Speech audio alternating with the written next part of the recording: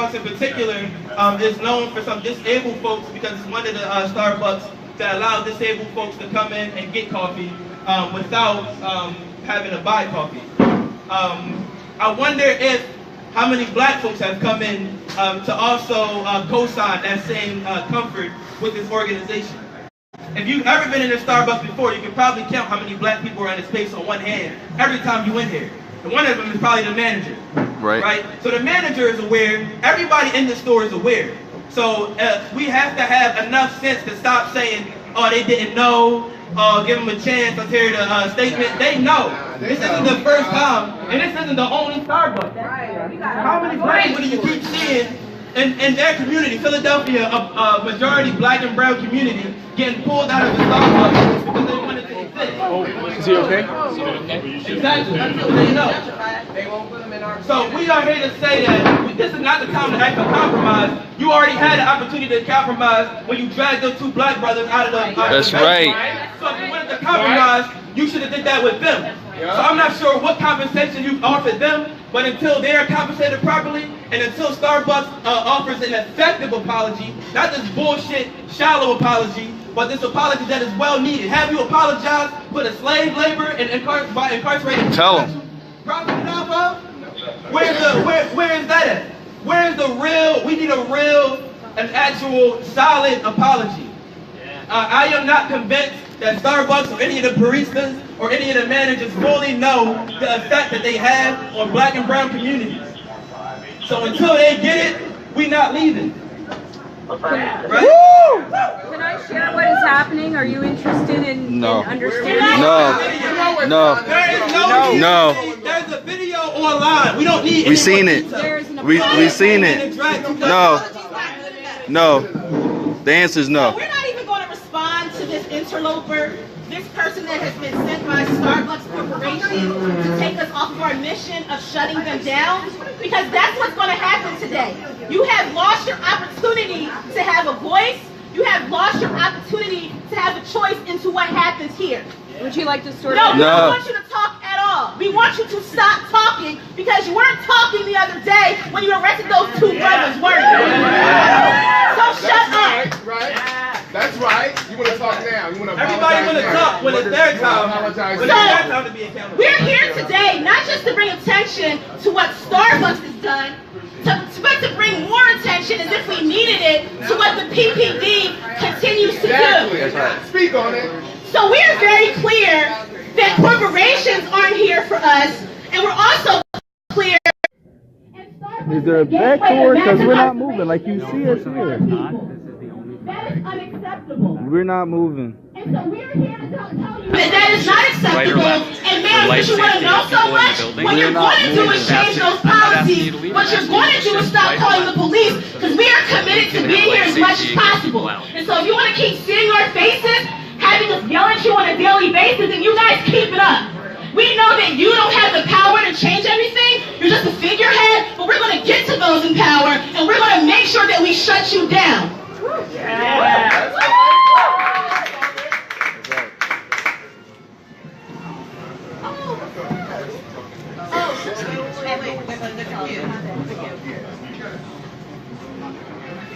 All right, so I'm going to do some chants, and then I'm going to speak to my experience having worked at Starbucks for about 5.5 years, having been a coffee master, right? Having been a shift supervisor, so I know very well about the culture of Starbucks.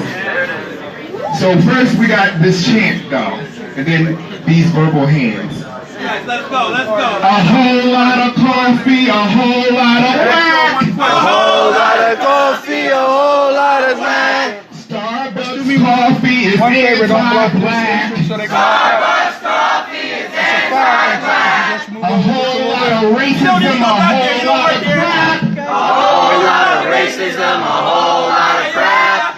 It's a protest. They gonna have to wait for an hour. Starbucks coffee is anti-black. No problem. A whole lot of coffee, a whole lot of whack. A whole lot of coffee, a whole lot of whack.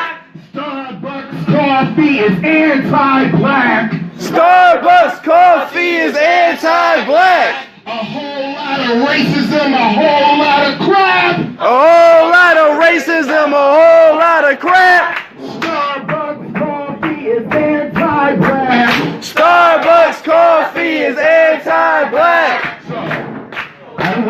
Starbucks, I know very well the kind of liberal anti-blackness, the kind of liberal racism that Starbucks participates in. So I'm gonna give story time with that Blue Ali. My partner numbers were 1462333. If anybody needs to verify that I worked there, and I had the chance to meet Howard Schultz, the former CEO of Starbucks once. He did a round of cafes with partners because they call employees partners, right? And while most people were asking him about what roast profile he likes the most, what coffee he drinks all the time, and what kind of underwear he wears, is it boxers or briefs, I decided, with my black ass, to ask, okay, Starbucks talks about giving to community. Starbucks always talks about all the community service you do, cleaning parks. And I challenged them on actually doing meaningful, impactful investments into the communities they said they care for. And the response was, from the district manager, Mike Mazza at the time, was, you stepped out of line. Howard Schultz talks about the macro things, and I talk about the micro things. And if you want to hold someone accountable, you talk to me. So I know very well about the racism and the anti-blackness that exists here at Starbucks. So on that note, I'm going to chant one more time, then hand the mic off. So y'all really like that chant, right? Yeah. I'm going to do another one. Who knows Black Panther? I mean, use the soundtrack though, the soundtrack. Okay. I'm going to say it and we're going to try it out. Miss me with that bullshit. Miss me with that bullshit. You ain't really nice. You a racist. You ain't really nice. You a racist. You ain't really nice. You ain't really nice. You ain't really nice. You ain't really nice. Okay.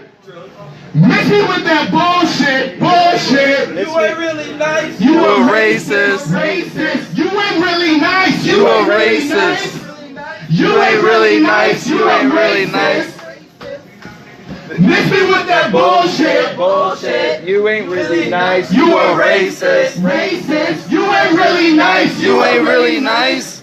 You ain't really nice. You a racist. That was hard. Real quick, we always gotta come and address the police. That's the number one thing. That's always the common denominator in all of these issues is the police. So we gotta do some anti-police chants before I get into the homie corn, right? Woo!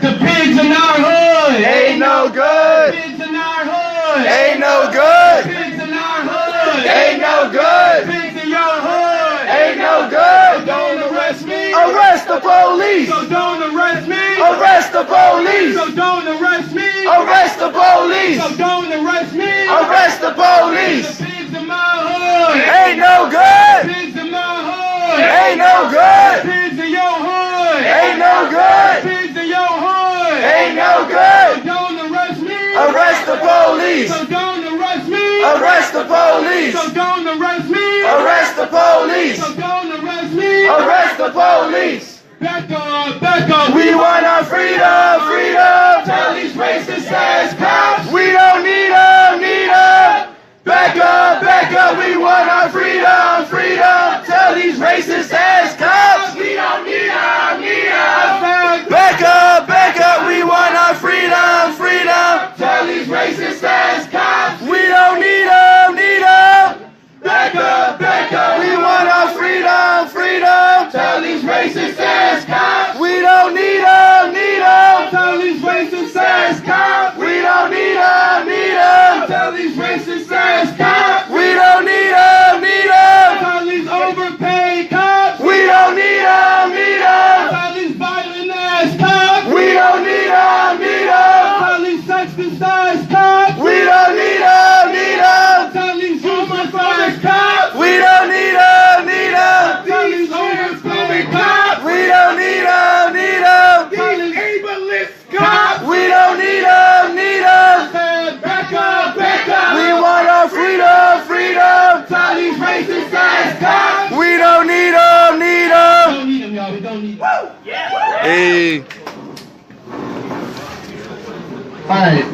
So, my name's Corn. I just wanted to say shit about this concept of Starbucks issuing an apology and leaving it at that, and not even introducing the concept of fucking reparations, because that's the type of time we need to be on right now. And also, peel it back a little bit, I want to talk about this whole idea of police brutality and police violence, because as my brother Ant always points out, it doesn't start with the arrests. It doesn't start with people being murdered. It starts with shit as simple as fucking setting the city budget. So let's talk about the city budget and let's connect some dots real quick. Because the last time I checked, we were having a budget crisis to the point where we couldn't afford preschool for children. We were having a budget crisis where we couldn't afford preschool for children, yet we still continue to increase the police budget year after year after year.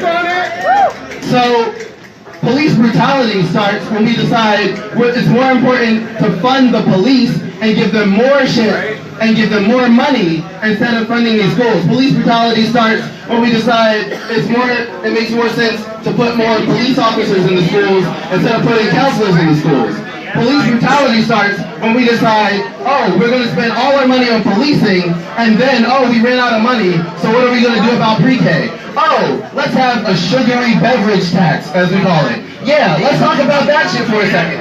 So we have a regressive ass tax in this city that attacks the poorest people and attacks black and brown people and says it is all on your shoulders. Out of all the people in the city, the poorest, blackest people in the city is on their shoulders to pay the sugar tax to fucking fund pre-K.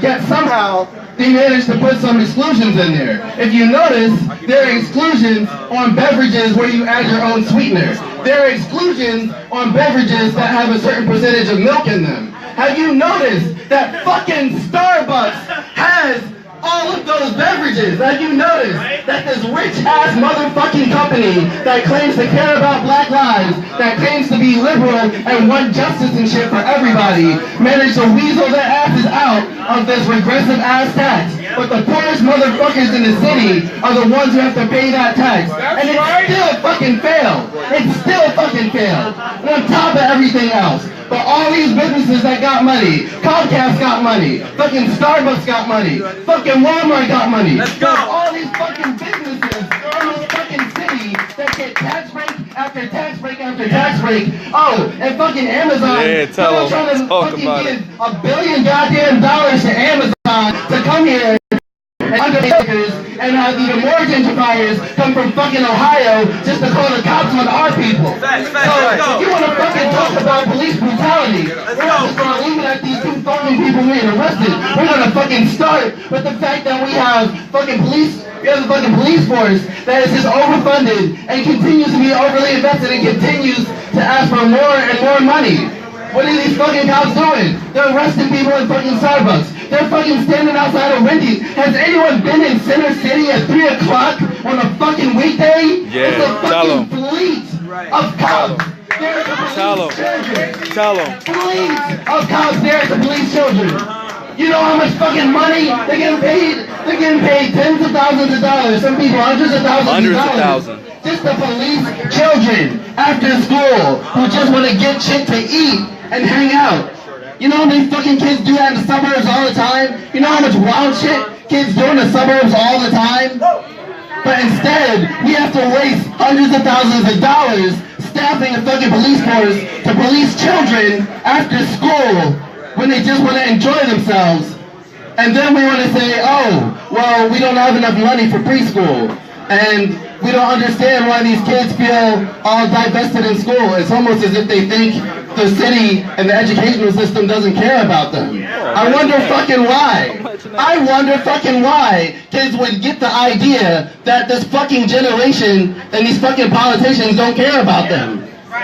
Because every single step of the way, y'all are like, oh, well, maybe we'll give you pre-K, but only if you fucking pay out of your pockets extra on top of all the taxes that you already are paying.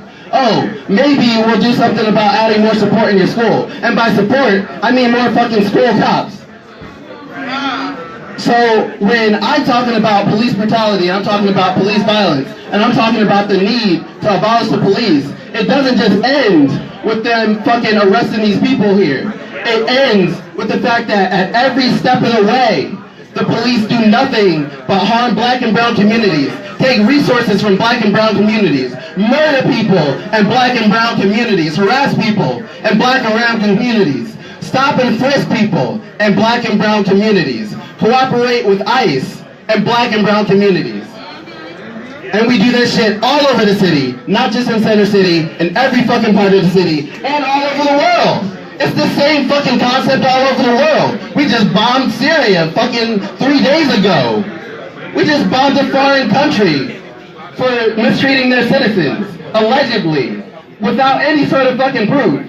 Imagine if every country that mistreated their citizens got bombed. Philadelphia got bombed, but actually the Philadelphia police were the ones that bombed Philadelphia. Talk about it.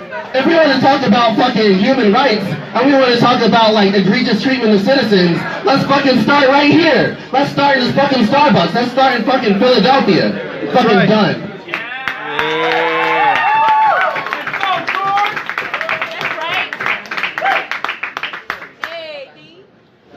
Let's go, D.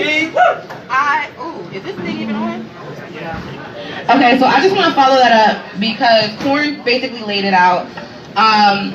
And what I really want to preface this with too is like, I know all these cameras are here and whatever and all this, and that's really cute, but at the same time, like, y'all really need to tell the real story, because what ends up happening for real is y'all cut bits and pieces of what y'all want people to hear and put it on the news. You're not just here because of this Starbucks in this location with this manager. We're here because this is not only a pattern within this city, this is not only a pattern within Starbucks, but this is how our country is structured, right? Yep. Our country was built off of the labor of slaves. Yep. Our capitalism was built off of the labor of slaves. Yep. So this is a bigger issue than just, get a man free Starbucks for the rest of his life, give him an apology, we didn't mean to do that, this, that, and the third. Yep. This is about pulling the cover off of, or not even the cover, but actually really, let's talk about it. This is what systemic white supremacy looks like in action. Yep. Let's talk about it. Let's talk about the fact that black people see Starbucks as the first wave of gentrification. Yep. Why is that? Yep. A Starbucks never coming to our neighborhood for us. A Starbucks coming to our neighborhood when they about to kick us out of it. That's right. Yep. Why can't we know that? Why can't we already know that? It's already established. First they put the Starbucks in there. Then they buy everybody out of the block and then they kick us out. That's right. If that don't tell you where Starbucks stand on this, then what does? Come on, come on. What does? Come and we want to talk about taxes. We want to talk about all the people that frequent Starbucks in their brand new neighborhood that it's theirs, right? That are not paying their taxes because they got these fucking 10-year tax abatements. Come on. So they can move us out. That's right. It's bigger than Starbucks. Yes, it is about the culture in this city of moving anything that is not white and privilege and money out of it. Come on. And Starbucks is the beginning. Come on. Starbucks is the beginning for this, and Starbucks is the beginning for a lot of bullshit that goes on in this city. Let's go. Okay? All we're here for, not all we're here for, but for real, again, that's cool. Fire them. They should be fired, right? Absolutely. Fire them nut-ass cops, too. But again, fire them nut-ass cops. We don't want no more money going to this bullshit. We don't want no more money going to people who come into a Starbucks, get bucked with some black people, and then get mad if they get bucked back. Come on. Come on. Is out here saying, well, our officers acted professionally, but they weren't met with that. Fuck that shit. If I'm minding my business,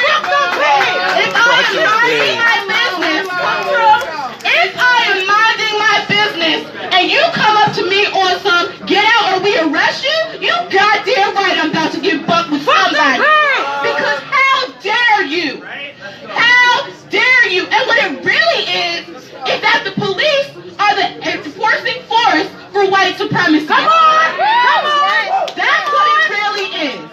So all the gentrifiers in Starbucks want to get scared of some black people and they don't want to actually talk to them, see them as human, and they want to call the cops the first sign of any blackness anywhere. Come on, come on. Because they were told that this is their city. Come on. And that they don't got to deal with the undesired and unwanted people. Come on. Right? So they call the cops, and then our danger. Right. Our lives are in danger. Come on. Because it is proven that cops are a danger to black people wherever they are. That's right. I think it's something like a third of people who are killed by strangers are killed by the motherfucking police. Come on. Like, how ridiculous is that? I gotta walk outside of my house and be black and be concerned that I'll be shot for it. But again, this is bigger than this one Starbucks. This is bigger than this one manager who should be fired. Fire! Holly. Bigger than this one location, and this is a city-wide and nationwide problem. Again, just for y'all news camera, because I know y'all like to twist shit. We are not just here for this one Starbucks, and we are not just here for this one issue. This is the issue that affects us every day. It just manifested itself in this Starbucks over the weekend. Come on, come on. Let's go. So at the end of the day, what it really is white supremacy got to get the fuck out of here. Get out! That's why we're here. And so y'all can, I'm so sorry. That's not really our culture. It is. Because your culture is white. Address it. Get it together. Get it in check. Yup. Let's be honest about these problems. Because when we're not honest about these problems, when we nice it away, when we're nice racist, that doesn't make you any less racist. No, it don't. No, it don't.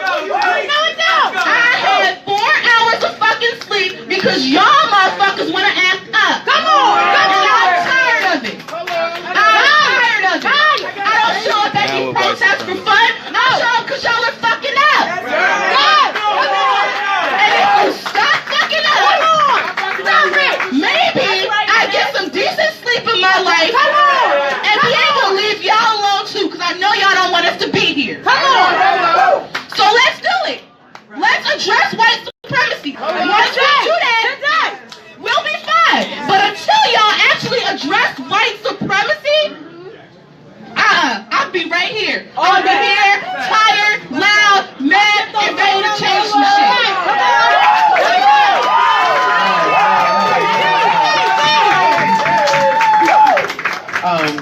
I think the issue of the media is really important because y'all looking for some clips that you can air, and that's why they cussing, because you don't need to do all of that. The problem with Philadelphia is that we still live in Frank Rizzo's Philadelphia. Yeah, talk about Everybody knows they were fighting for that statue, but Frank Rizzo terrorized the black and queer communities of Philadelphia and established a legacy that continues now, and we are teaching our young people to be afraid of police. We are teaching them that they are not allowed to go anywhere. When you have things like this at Starbucks, I love pumpkin spice latte like any reputable white woman, but listen, I can do without it because it's worth the sacrifice. And for me, they said it wasn't great. I mean, I like it, but whatever. Dunkin' Donuts is still here. The bottom line is that you all come for a spectacle, but black lives are not a spectacle. Come on! We wake up every single day having to think about our race. Yes. We wake up every single day wondering, if I step into this store, is this going to be my last day on earth? Right. At what point do we start saying that calling the police on innocent, unarmed black people is attempted murder? Come on! Yeah. We start looking at these as aggressive acts.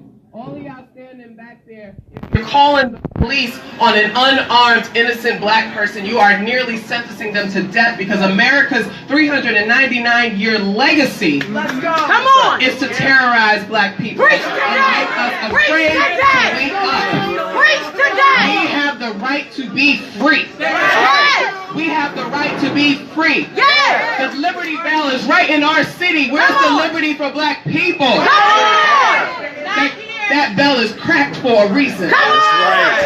That's right. That bell is cracked for a reason. Because it represents the slight against black people, against indigenous people, against our queer people of color, against our positive people, against our disabled people, against our women, against our children. How many more jails is Philadelphia and Pennsylvania going to build? How many more jails are they going to build? when they going exactly, but the most populated intersection. When are we going to address the issue that every time we birth a child, they want to put another bed in the jail? You want to talk about a beverage tax? That's why I can't get a grocery store in Hunting Park because they don't want to pay the beverage tax. That's right. We got neighborhoods in Philadelphia that do not have grocery stores. That's right. Because people like ShopRite and other stores don't want to come in and pay the beverage tax. In our neighborhood. So we taxing people and we keeping them from getting stores where they can get nourishment by punishing them because they like soda. But yet you can get a 700-calorie coffee drink here with all your pumps. They say the sweetener added, but they will add 4 pumps of mocha, won't they? Okay? Right. Y'all folks with the cameras getting bored, y'all can go to the next story. I'm sure you'll find homicide somewhere in this city. Come on! Because you want to cover it, you ain't going to protest it because you need it to keep your job. Okay? The homicide rate in this city is underrated. Does anybody remember Brandon Tate Brown? Yeah! Does anybody remember Brandon Tate Brown? Absolutely. Why is it that when we talk about the movement for Black Lives, people forget Philadelphia? I know. Because they do that shit. How do people forget Philadelphia? One of the blackest cities in the country. One of the most segregated cities in the country. The highest poverty rate of America's largest cities. Okay? Who remembers the Move bombing? Who remembers the Move bombing? Who remembers when Philadelphia police bombed their own citizens for being black and living together in a house? This is a legacy. This is not just about Starbucks, right? This is not just about Starbucks. Because anywhere you go, you're going to get this same discrimination. What happened here, and I got to point this out, y'all. Those brothers, I think they were real estate agents and stuff. But that should not matter. It don't matter. Because we're not giving into that respectability shit. It doesn't matter if they are real estate agents or their real estate is the corner because they got nowhere else to go. If they want to come in this space and stand here just like we're standing here, I dare somebody to arrest me today. That's not going to happen. So the thing is, y'all afraid that we're going to rise up and get you back for the shit that you did. That's right. Absolutely. And so that's what's happening in cities like Philadelphia and Baltimore and Detroit and things like that. The white folks are really scared that when it gets to year 400, which is next year, that we gonna kill y'all. But that's what the fear is. And so what they do is they terrorize us in these spaces. They make us uncomfortable to come out of our home. They don't want us in these public spaces. I'm looking over there at the police. They're just trying to get their pension. They're not trying to have to deal with this, but they also are not trying to allow us to be free in this space. That's right. And we have to acknowledge that all of this is suppression tactics to make sure that we don't ever revolt. Come on! You see the sign, the sister over there, the white woman over there with the Black Lives Matter. I appreciate you. I appreciate you. Because you're here with us and you understand that our Black Lives matter and have mattered for the last 399 years beyond laboring for you for free. Come on! Okay? We matter because we breathe. Because we breathe, because we love, because we build, because we make the city what it is, right? Are we shopping at Starbucks? No. They have until pumpkin spice latte season to get it together, right? Right? They got time. Y'all got time to make it right, right? Listen, this is what I'm calling on all of y'all to do. All of y'all that showed up today, for every latte that you're not buying, donate to the Black and Brown Workers Cooperative. Donate to Race for Race. Donate to the Women as Workers. Donate to Real Justice. Donate to the organizations that are coming out here and doing this work to make sure that people know our Black Lives matter. These young people are really inspiring to me. I'm an old lady in this game.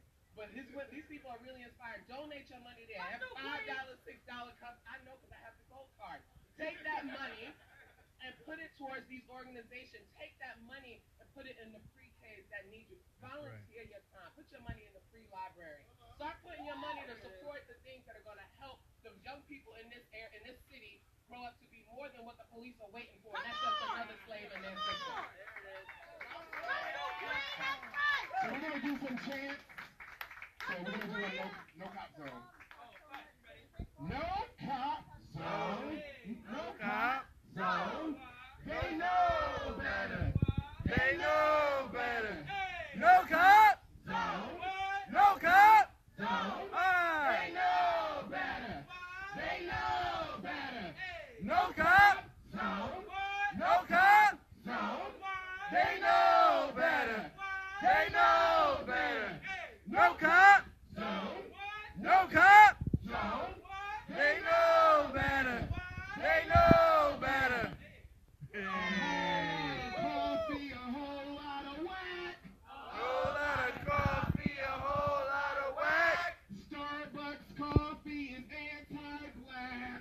Starbucks coffee is anti-black. A whole lot of racism, a whole lot of crap. A whole lot of racism, a whole lot of crap.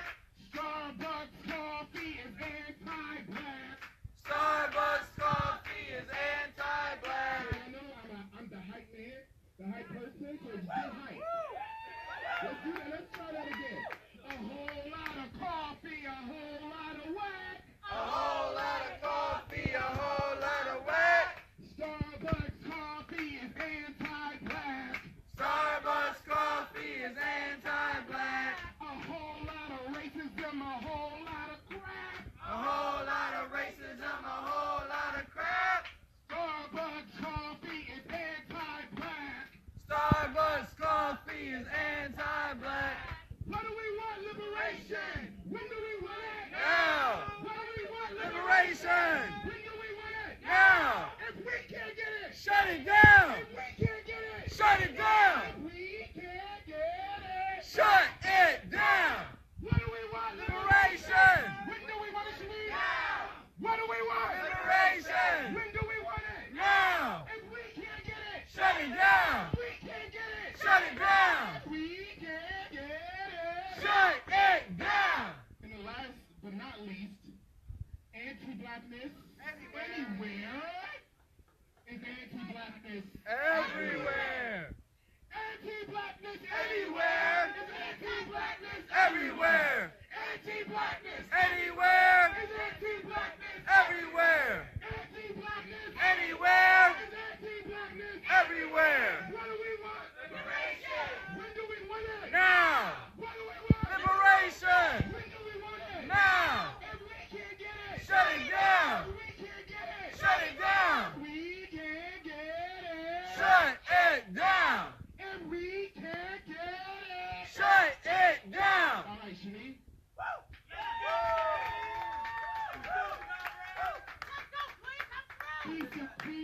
Peace. So, I need you to bear with me. We've been doing a lot of protesting lately. My voice is shot. But I'm going to speak truth to power today. Yes, you are. This shit is about surveillance of black bodies. Hello. Bullets in black and brown skin. Hello. We do not have time to sit around and wait for people to get their shit together. We don't have time to sit around and wait for nice white people to realize they're racist. Okay? That day is over. Those days are done. From Mazzoni to Starbucks. Speak on it. Black people are surveilled in nonprofits.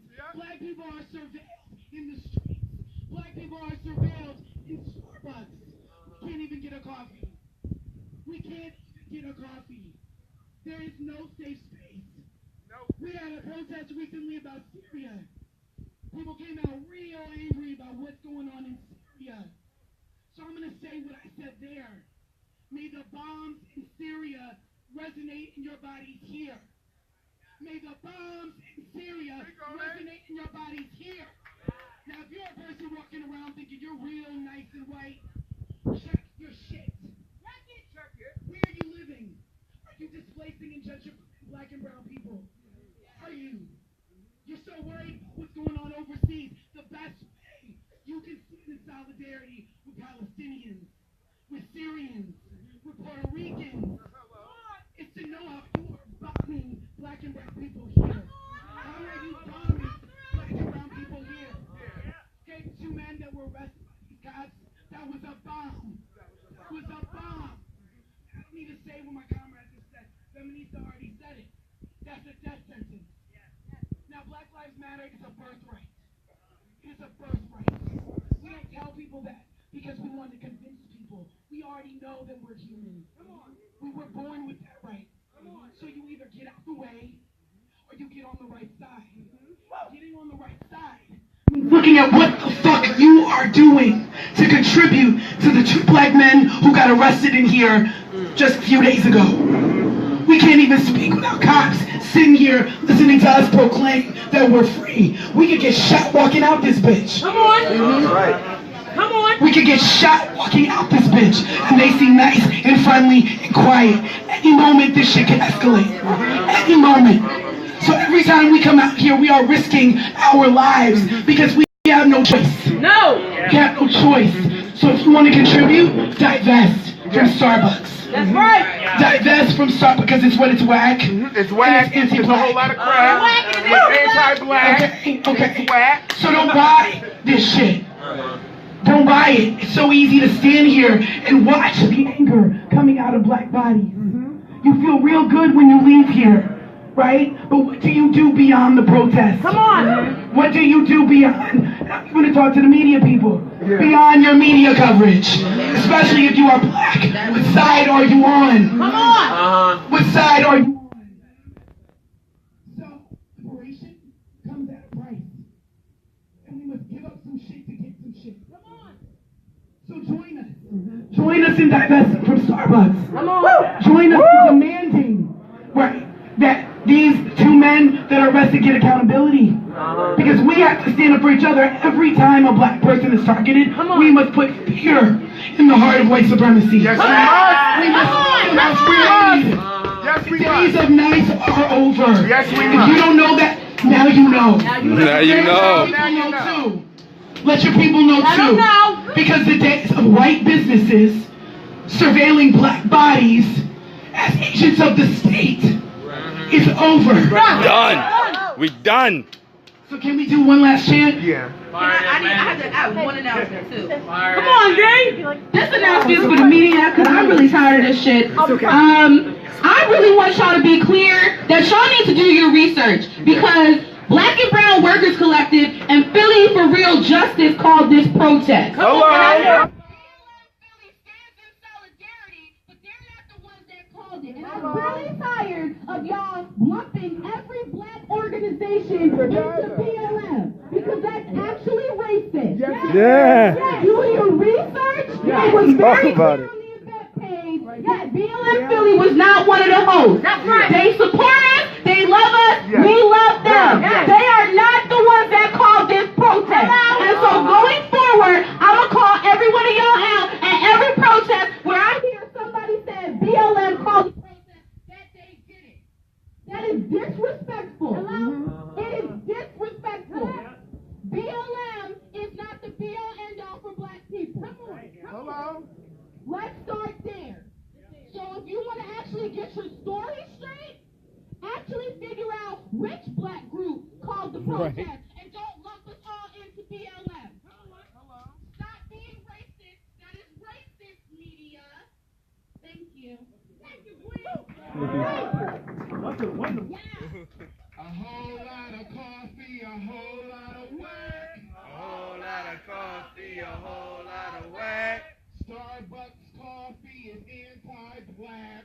Starbucks coffee is anti-black. A whole lot of racism, a whole lot of crap. A whole lot of racism, a whole lot of crap. Starbucks coffee is anti-black. Starbucks coffee is anti-black.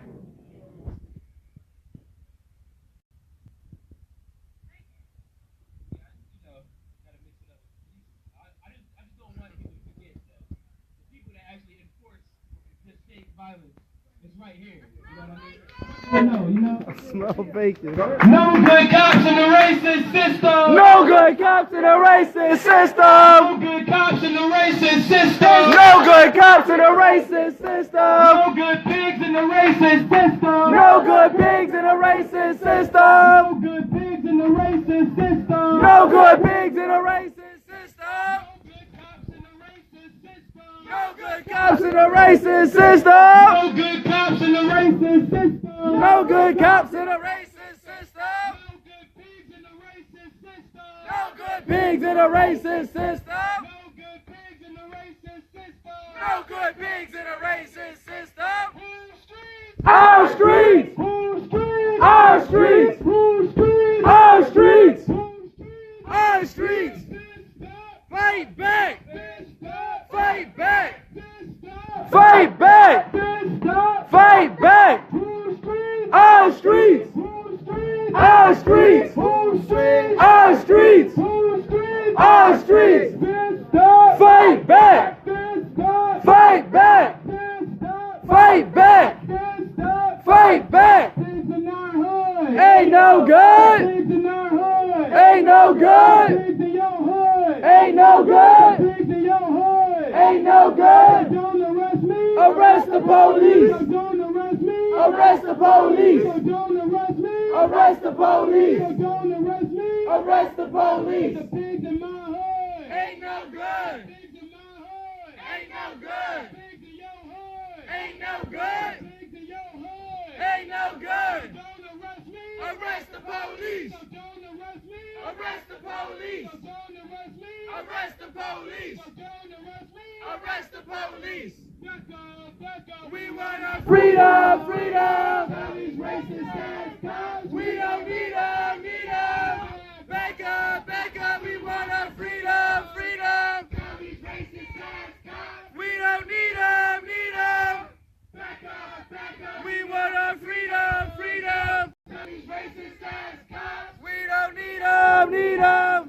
Back up. We want our freedom, freedom. Tell these racist ass cops we don't need them, need them. Tell these transphobic cops we don't need them, need them. Tell these transphobic cops we don't need them, need them. Tell these transphobic cops we don't need them, need them. Tell these homophobic cops We don't need them, need them. Tell these homophobic cops We don't need them, need them. Quick. HIV positive, okay? Hey. Tell these homophobic cops We don't need them, need them. Tell these racist ass cops We don't need them, need them. Tell these homophobic cops We don't need them, need them. back up. We want our freedom, freedom. Tell these racist ass cops We don't need them, need them. back up. We want our freedom, freedom. Tell these racist ass cops We don't need them, need them. Tell these violent ass cops We don't need them, need them. Tell these overpaid cops We don't need them, need them. Tell these homophobic cops We don't need them, need them. Tell these transphobic cops We don't need them, need them. Tell these useless ass cops We don't need them, need them. Tell these stupid ass cops We don't need them, need them. Back up, back up. freedom. Tell these racist ass cops We don't need them, need them.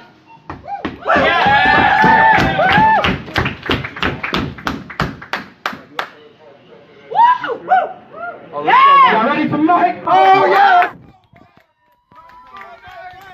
Mike, come on, Mike. Good morning, everybody. Come on, brother. You know, the other day, it didn't even dawn on me that we would be out here. When I saw it on television, all I saw was two brothers had overstayed their welcome at Starbucks. Come on.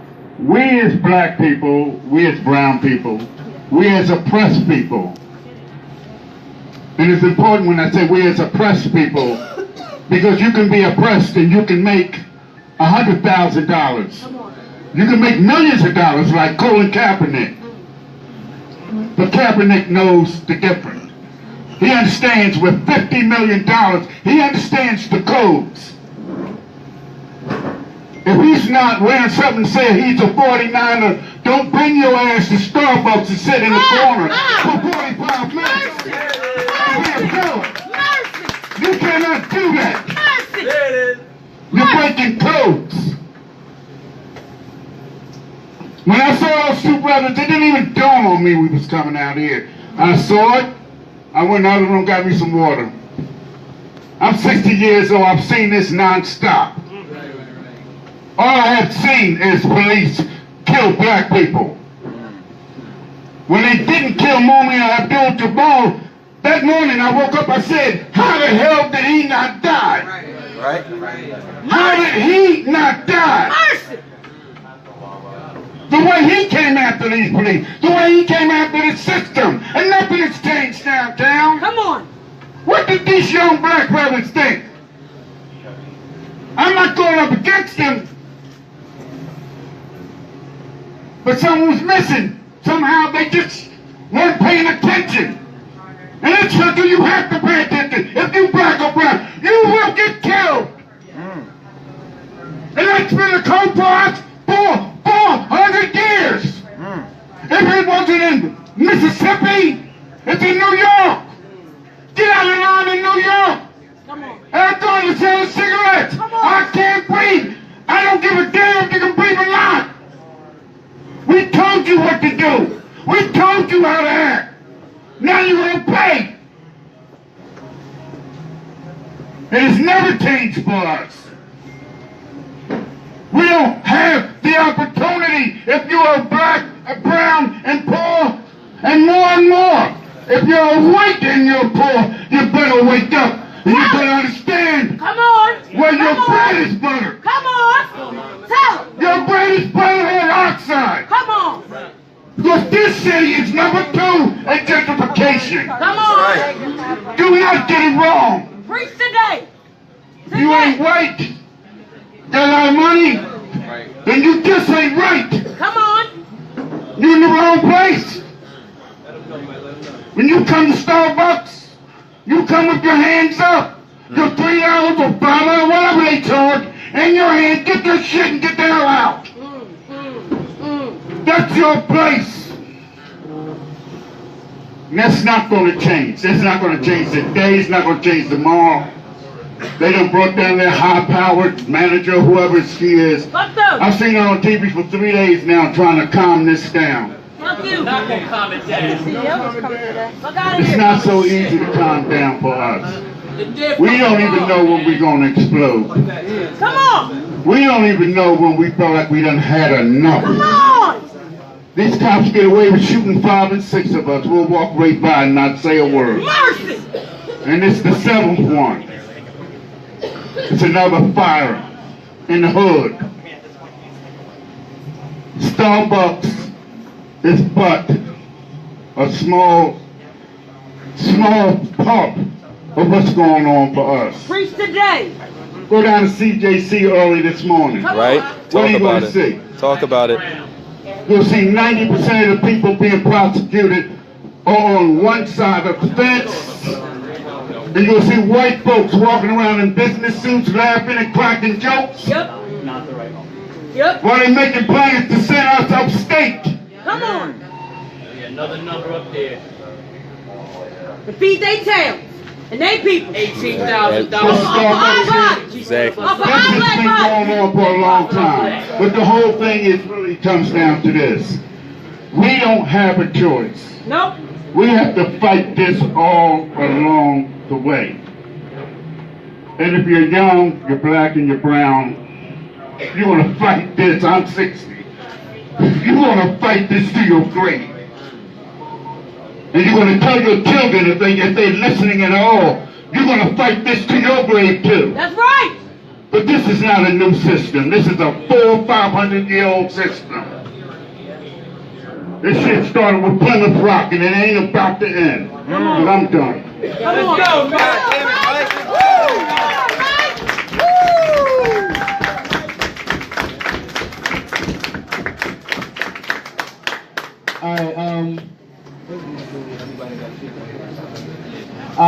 So right now, we want to give folks that came out the opportunity to speak about their understanding of the way Starbucks has acted about policing in general. We want to be a little specific about the content, so try to be as specific about the events that's happening today. But whatever context you need to provide, we want to hear it.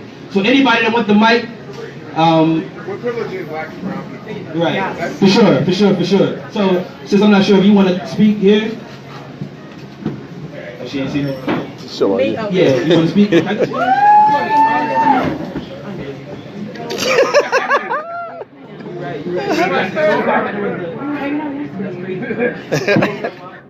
Thank everybody for coming today.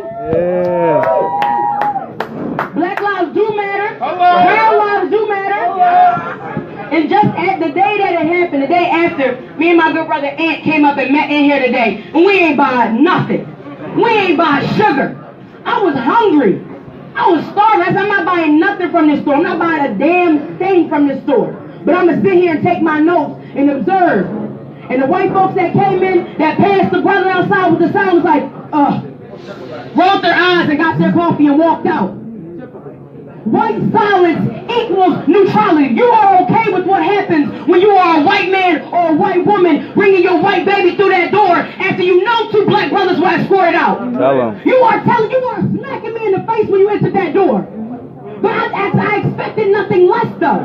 I really expected nothing less though. And I guess it's the black optimism in me that said, hello, white lady, will you walk away? White man, will you walk away? I counted 29 white bodies that walked through that door. And it was like, just another thing, just something else happening. It's not going to affect my white coffee.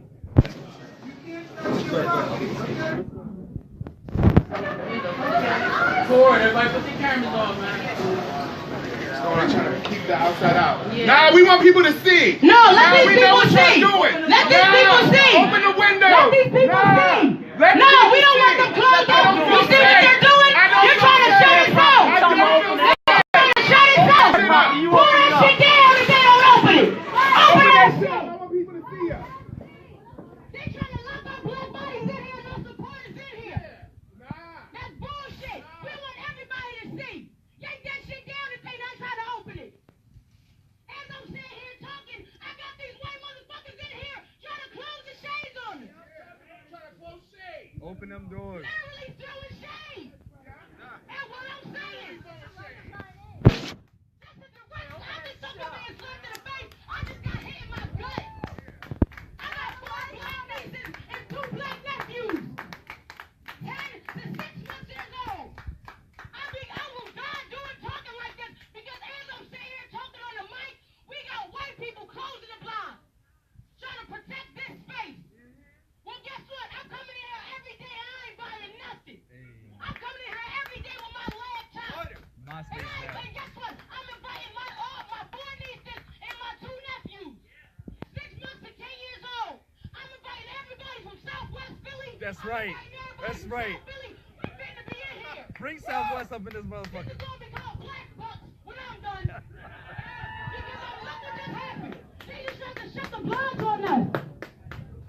And if I can get back to my scenario of me and Ed just there exchanging words, how these white people in there like rolling their eyes like nothing happened. The people, so one woman that was disabled in a wheelchair came in here asking, what was the issue? What happened that day? The barista behind the counter said, I don't know what you're talking about. That was a punch to my gut. You can't even talk to this person like they're a person. You can't even say, yo, like I can't talk about that right now, but that was messed up, man. When are we gonna stop acting like robots with these corporations and start being human? Right. That's right.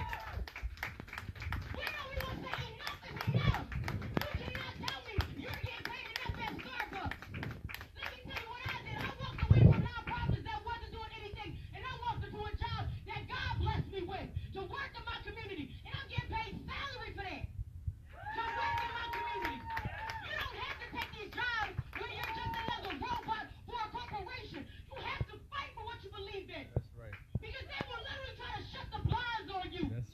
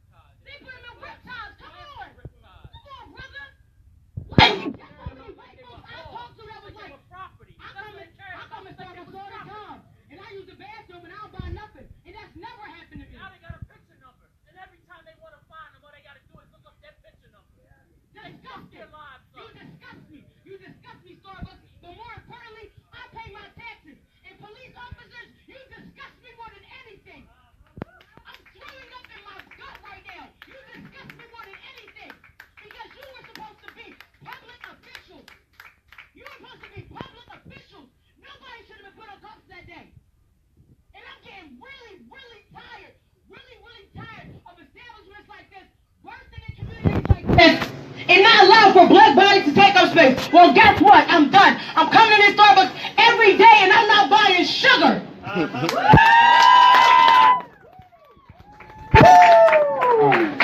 So yeah, thank you for that. Thank you so much. We're going to continue to hear from people. We have one person here and then maybe you next. Try to keep it to like 5 minutes when you're talking. But I'm going to chant first. Two people over here, then you. So when I say you ain't getting nada from us, you say not even $1 from us. All right? Do we know call and response? Y'all look at me. Yeah, we ready. Do y'all know it or no? Okay. You ain't getting nada from us. Even $1 from us. Hold on, this rhythm. You ain't getting nada from us. Not even $1 from us. Not even $1 from us. Not even $1 from us. All right, let's do it again. You ain't getting nada from us. You ain't getting nada from us. Not even $1 from us. Not even $1 from us. Okay. You ain't getting nada from us. You ain't getting nada from us. Not even $1 from us. Not even $1 from All right, in unison one time. You ain't getting nada from us. Not even $1 from us. You ain't getting nada from us. Not even $1 from us. All right. Thank you, brother. Welcome. Good morning, everybody. Good morning. First of all, I want to introduce myself. My name is Antoine Little.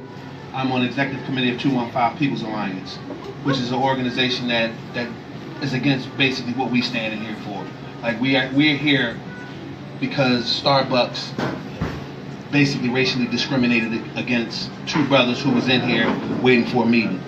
But I came out because I wanted to support this movement, but also, you know, okay, sure. Oh, I can speak up. So that's cool. But what's bothersome to me is that I was in Memphis, Tennessee last week for work. I was down there for the 50th anniversary of the commemoration of the assassination of Dr. King. And here we are, 50 years later, still having the same identical conversations. Come on. We're talking about the same things. Equality for black and brown people. Good education for our children. We're talking about homes. We're talking about economic justice. We're still having the same exact conversations. And my question that I asked is why? Why are we still having these same conversations? Why do we still have to do sit-ins? Why do we still have to march? Why do we still have to demand equality for black and brown people? That's not acceptable. And it will not be acceptable. Hello? Oh, I thought it went off. Let me say this. You know, when I watched that video and I saw those brothers being escorted out of here, and during my regular work, I frequent Center City all the time. And I see white people in these type of establishments. They're using the Wi-Fi. They're sitting around. They're not purchasing anything. They're just in here. But the person and the manager of this location decided that they wanted to profile two black guys who were in the store waiting on a meeting. They decided that they wanted to profile them. Well, let me say this to Starbucks. It ends today. These type of actions cannot be tolerated. And until we, as a people, stand up, unify, and get together, these types of behaviors from corporations like this, discrimination on the jobs, discrimination from the police department, and let me say this, let me be very clear. All police are not bad police.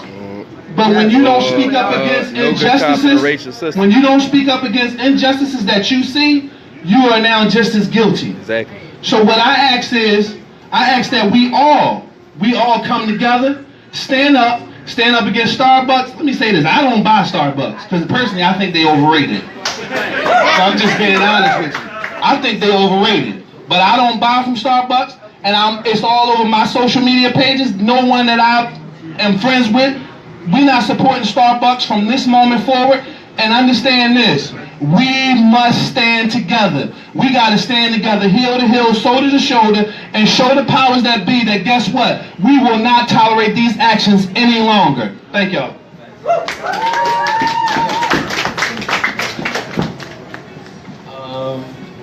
I don't know where the other lady is. Somebody wants to speak. You can speak. You want to speak, right? You ready? You got it? I know you're ready, bro. You've been ready all day. Hey, how y'all doing? Woo! How y'all doing? Woo! Give me some. Woo! I'm out here. I was out here yesterday with Asa. This whole thing.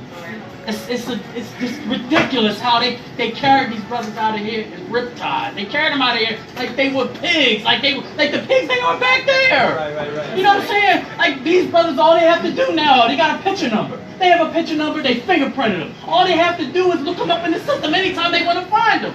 That's disrespectful.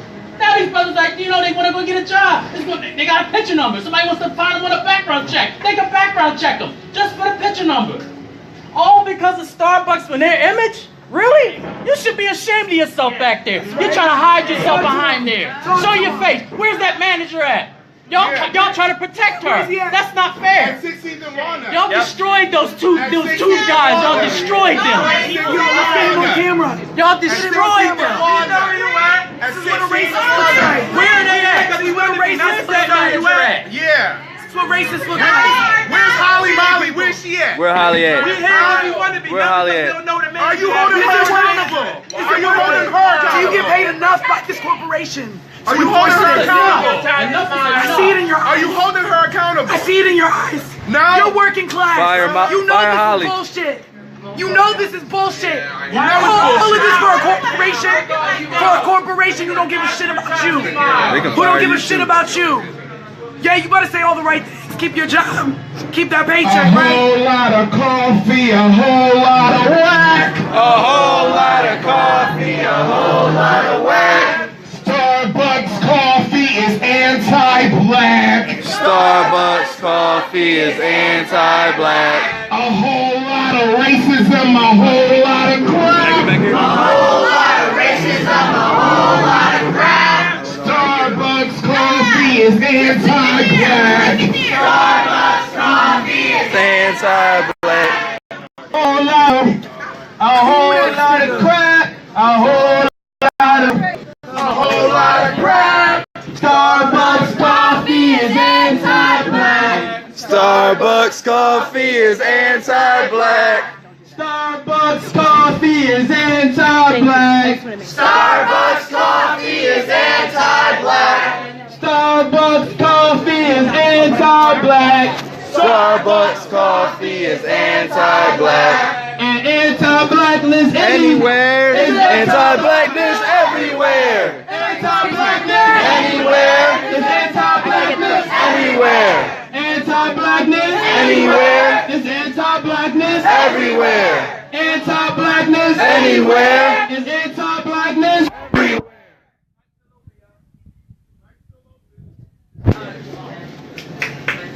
Woo! Hey, let's go. Hi everybody, good morning. First and foremost, my name is William. I've been hearing about this issue, and I'm usually aware of a lot that's going on in the city. Alright, my fault if y'all couldn't hear me. My name is Rain Williams. I'm from North Philadelphia.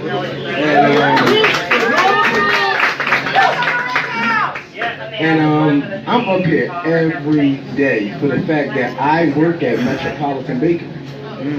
So, and believe it or not, I come to Starbucks every day.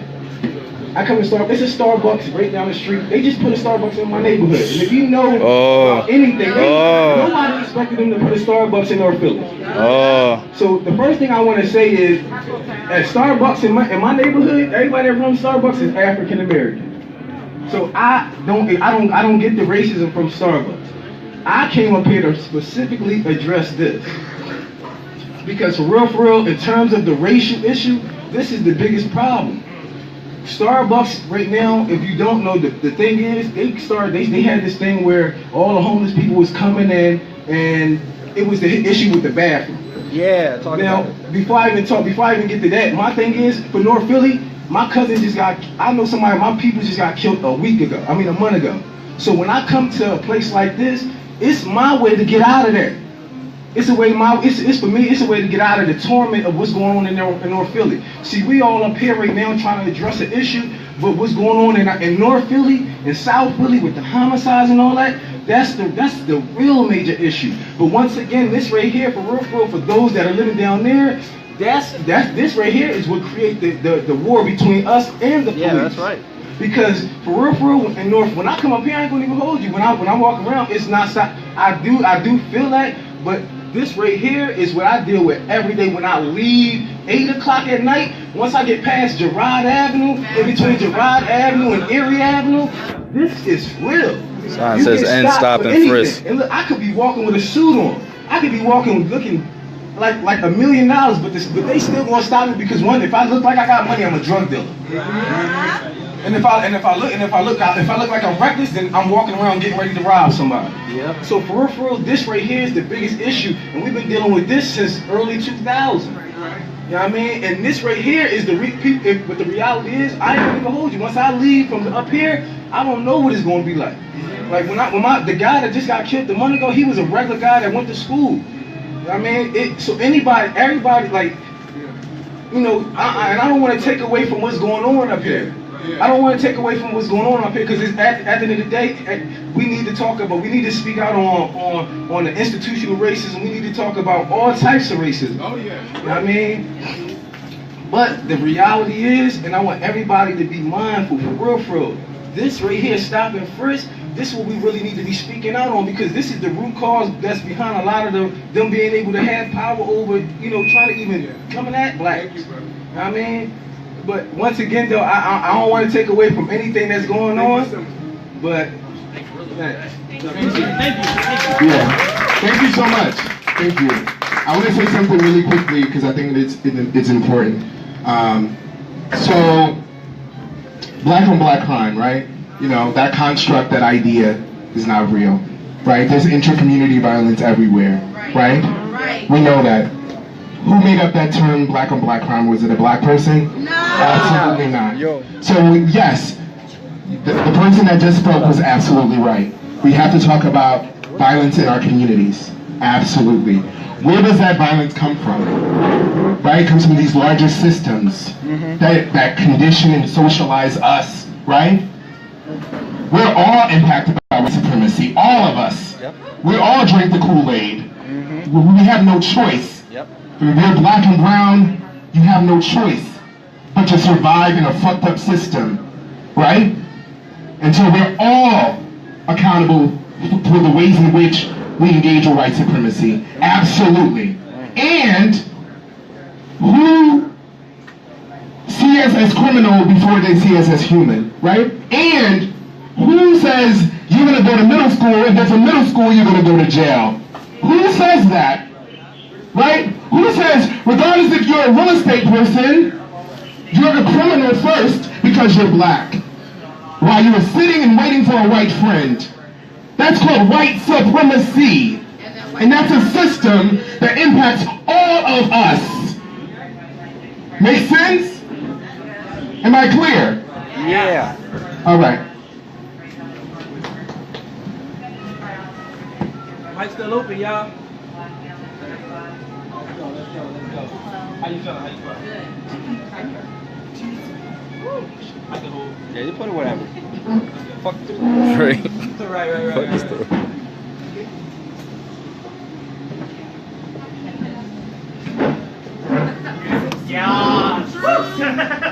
I was black and Wawa this morning, guys. Everything's fine. So my name is Niani Mars. I'm originally from Brooklyn, New York. I moved to Philly about a year ago, actually, and yeah, it's been an experience. So I've been hearing about this particular issue, and I just want to bring up that this is not an isolated incident, but this is the incident that made it on the news. So I have a friend who works at the Starbucks on 16th and Market, and the same thing happened. It definitely happened. It happens also with the workers as well. So they also had to remove one of their managers because they were profiling my friend who just got hired there about a month or two ago. Then they also had to remove a few of the black people that were there that they didn't know they were regulars because she was a new manager and thought that, oh my God, why is he here in my Starbucks? He has to leave, he's holding up the line. So he had to go as well, even though he is a seasoned regular.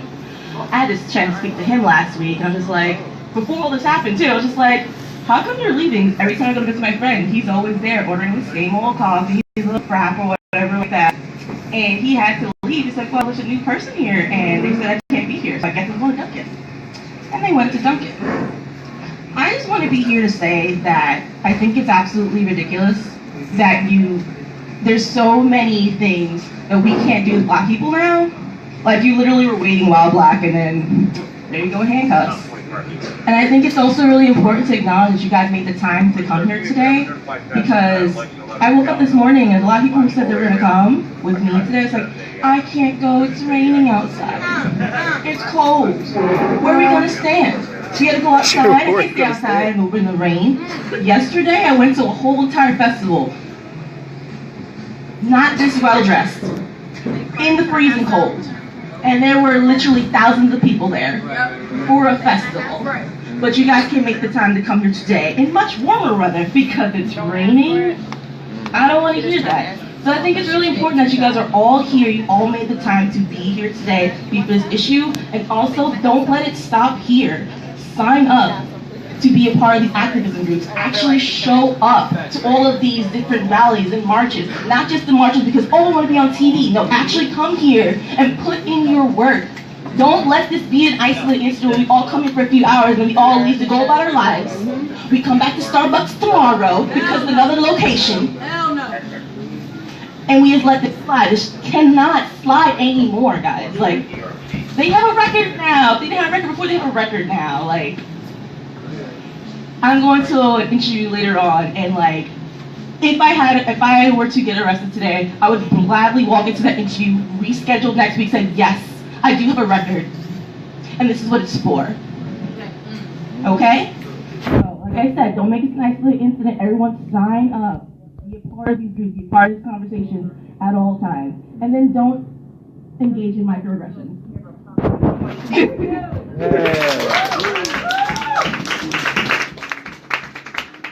I'm opening the mic up real quick. I just want to lift up two names that happened recently.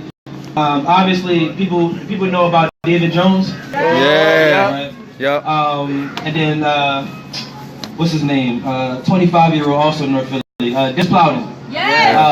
I say done it. So here we are. So the predicament that the brothers were put in over the weekend is the same predicament that we actually lost to. Now I don't even know how many people police murder in Philadelphia, right?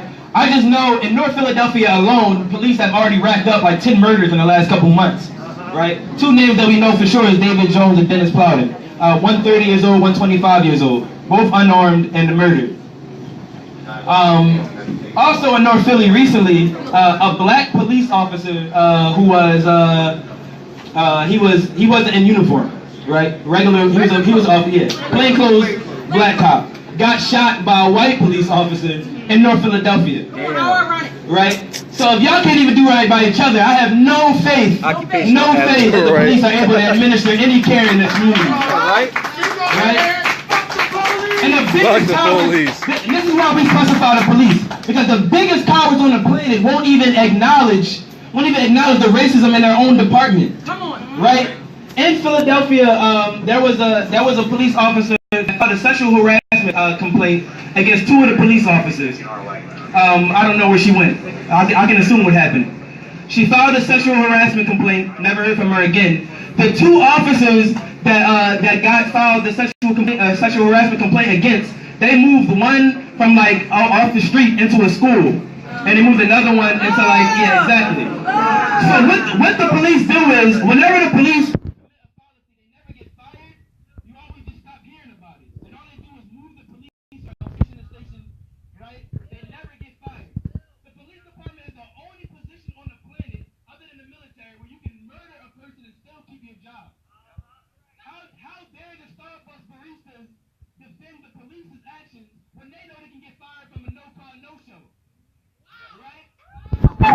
risking your job, right? Every day you got to be here on time and put on a smile and have good energy. Meanwhile, the police are coming here. They can murder people that look just like you and not be held accountable at all.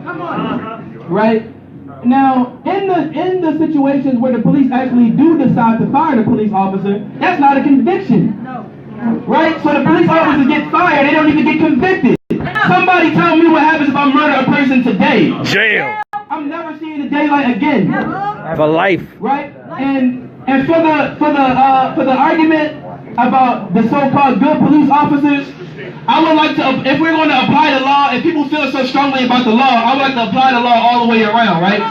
If something is happening in my home, if abuse is happening in my home and I'm aware, even though I did not commit the abuse myself, if I knew about it, I am still guilty. That's right. The police know damn well who is committing these crimes. They know. So if the law applies to everyone, then if the police are in their office and they hear other police officers being sexist or racist, and they know that those actions have the opportunity to manifest when they're out, they are also guilty of administering that pain. So there are no good cops in the racist system. No good cops in a racist you are system. actively letting it perpetrate throughout the communities. That's right. Yep. Right?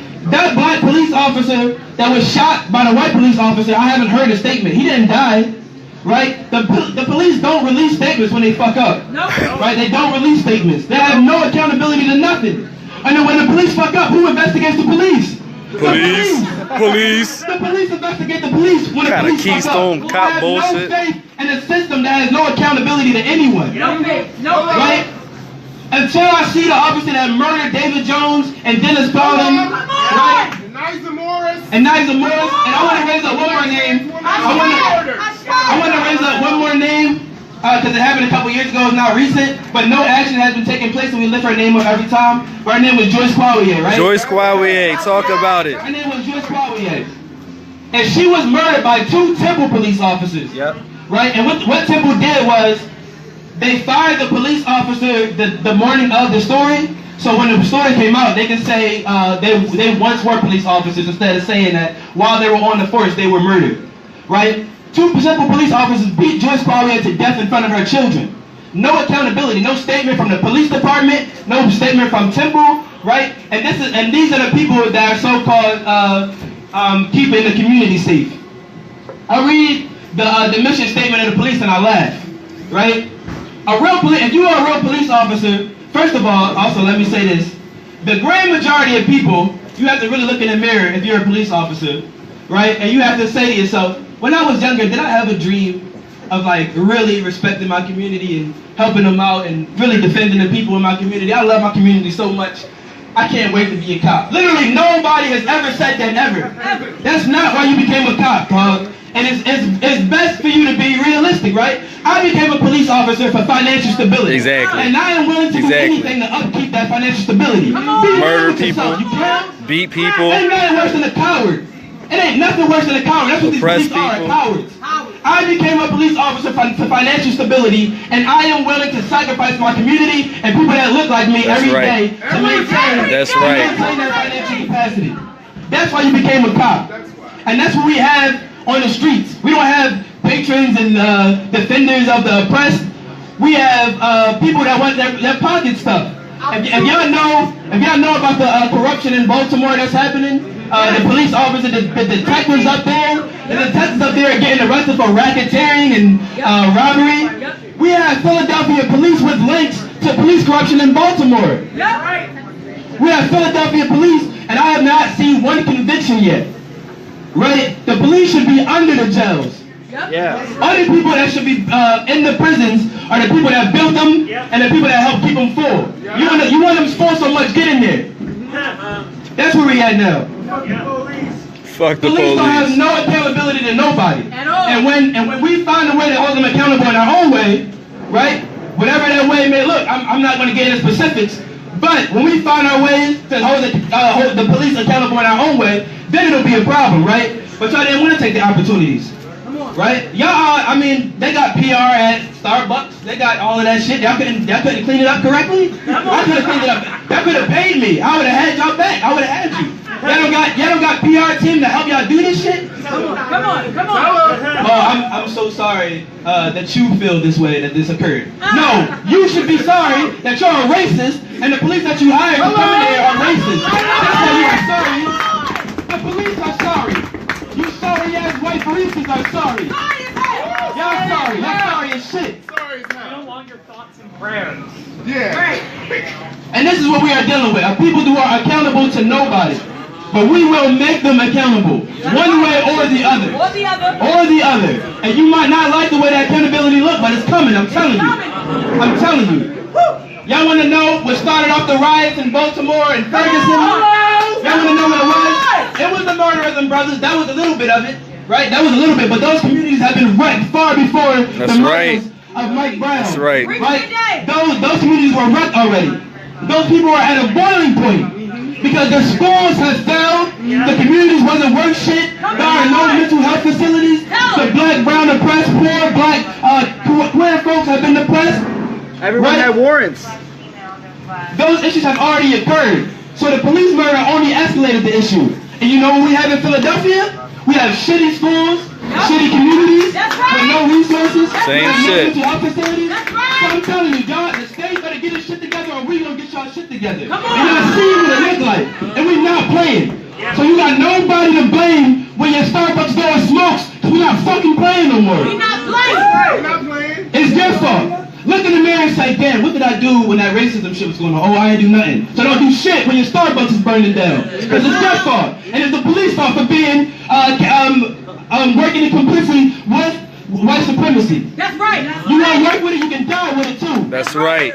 And those are the conditions. We gave you plenty of chances. Nobody said, I just want to kill random people for no reason. I can't wait to burn down a Starbucks. I'm in a burning down Starbucks mood. No. And they tried to treat the people of Ferguson and Baltimore like they were crazy. Right. It was a very reasonable response. If you're not going to listen, I'm going to make you listen. That's right. If you're not going to listen, I'm going to make you listen. If you're not going to listen, I'm going to make you listen. And if you don't like the way you look, it's your fault.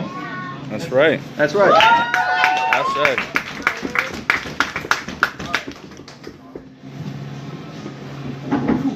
Hello, so I'm gonna make some linkages because a lot of people in this space remember when we, with Real Justice and other people, marched in the neighborhood here in Philly. Blocks away. Y'all remember when a bar owner named Daryl DiPiano, who I affectionately referred to as White Daryl. And before that, I never knew that there was a white person named Daryl. So White Daryl repeatedly said on audio and video, nigger, nigger, nigger. All of them want free drink tickets. That is the same thing that happened to the two people who were arrested, the two black people who were arrested here. There was no difference between saying nigger, nigger, nigger, nigger with field audio and targeting two black people for sitting down while being black. It's the same exact thing. Yes, it's a liberal face on racism, but it's racism still. And they're just as racist as a Daryl DiPiano neighborhood. Y'all also remember that we called out racism at institutions in the neighborhood, Mazzoni Center, Philadelphia Fight. Right. You know, a lot of folks will stand with us when two black people are targeted inside of a Starbucks. It's a good fucking story, right? National retailer targets black people. Duh. Right? Social media, white people's response. Is that still happening in 2018? Trump?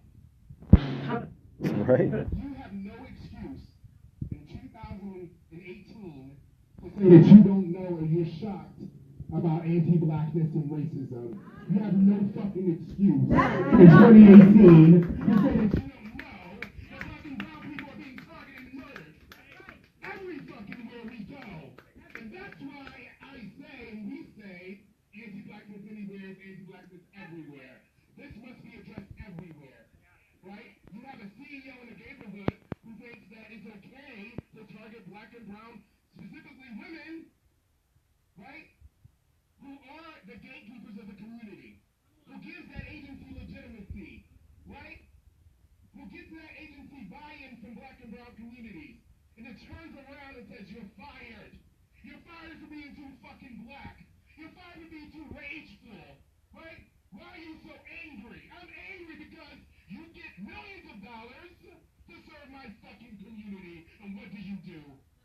What do? Mazzoni Center, you have a board that repeatedly makes bad decisions. A board that should not be in power.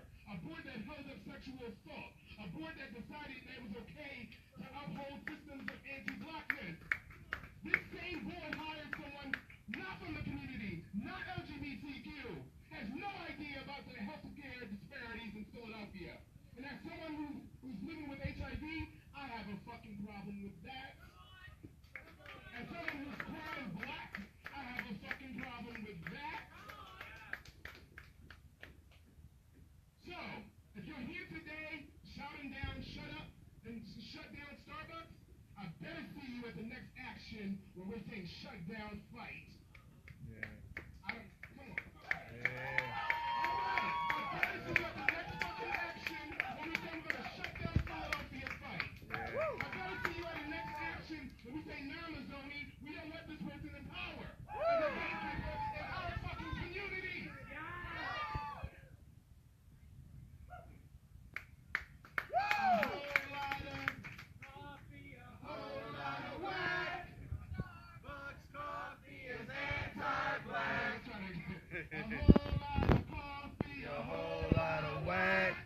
Starbucks coffee is call and respond.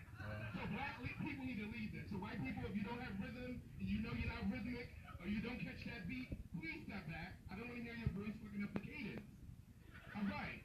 So a whole lot of coffee, a whole lot of whack, a whole lot of coffee, a whole lot of whack. Starbucks coffee is anti-black.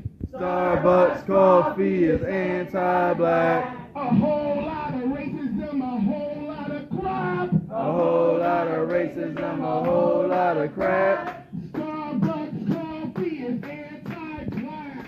Starbucks coffee is anti-black.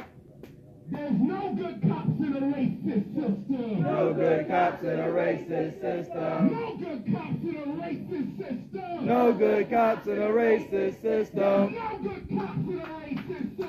No good cops in a racist system. No good cops in a racist system. No good cops in a racist system. No good cops in a racist system. No good cops in a racist system. No cops. No cops. Zone. They know better. They know better. No cop. Zone. No cop. Zone. They know better. They know better. No cop. Zone. No cop. Zone. Why? They know better. They know better. No cop. Zone. No cop. Zone. They know better.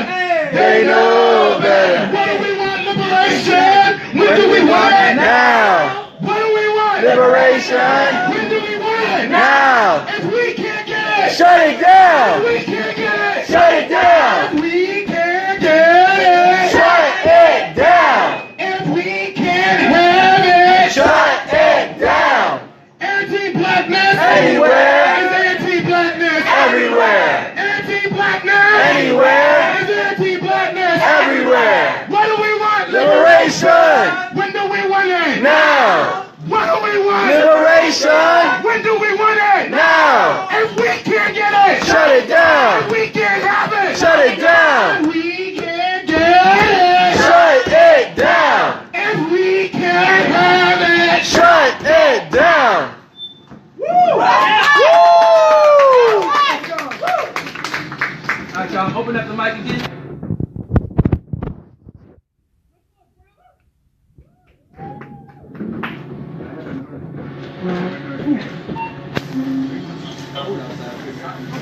It's a song over here. What's up? What's up? Let's go. Let's go. Let's go. Hey.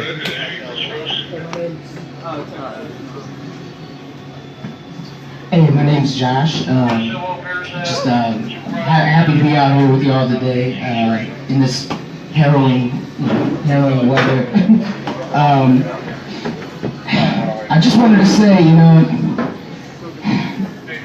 with regards to this this manager, you know, that that called the police, or as I call them, the pigs.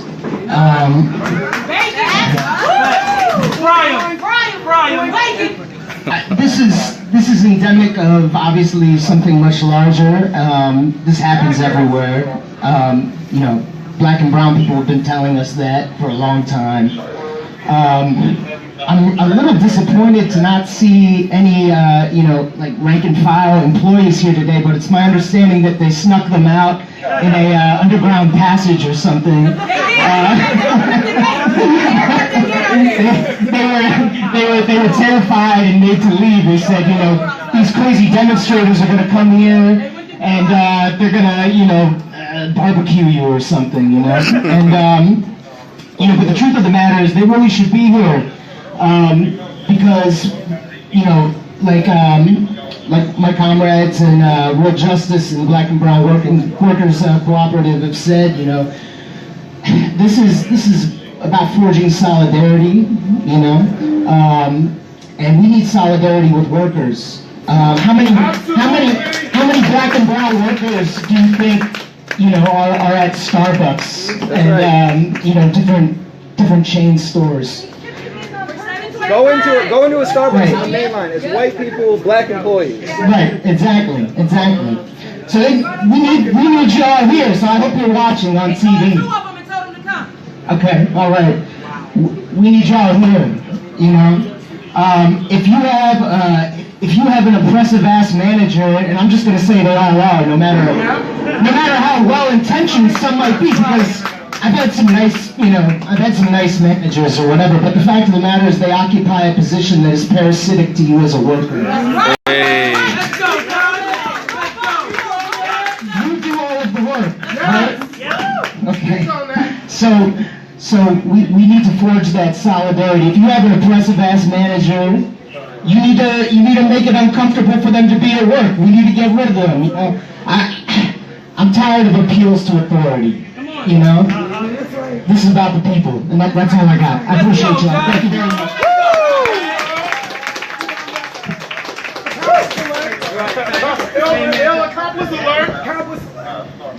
Mic's still open, y'all. Anybody else? Come on, people.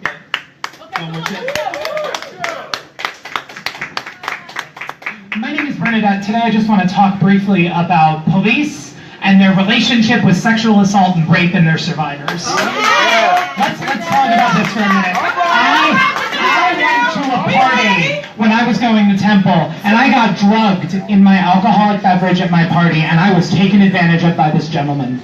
And I went to the police, and I said, hey, this is what happened. I think I was drugged. I've never felt like this before. And they interviewed me. They brought me in with another gentleman. So they put me in the room with a man who is similar to the guy who already has assaulted me. And so now I'm sitting there and have to tell my story again. And he's not believing me. He's looking at me like, I don't think so. He implied that it was my fault because I was drunk. He implied it was my fault because I was drunk. I consented. And they took me to special victims, and they said the same bullshit. They said it didn't matter that I came forward. They said that I was lying, that I gave consent, and I was too drunk to remember. Well, last time I checked, being drunk does not mean that you can give consent.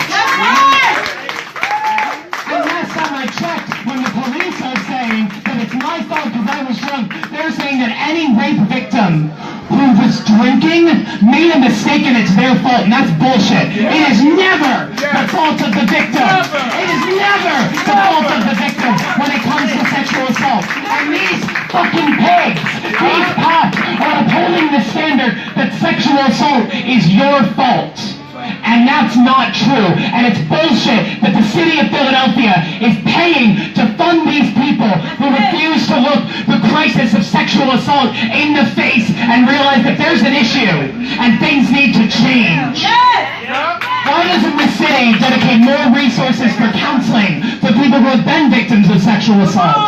Take money out of the fucking police budget and put it into schools, put it into counseling, put it into sexual assault, put it in the homeless shelter, put it in the soup kitchens, put it into helping the people who need the help now.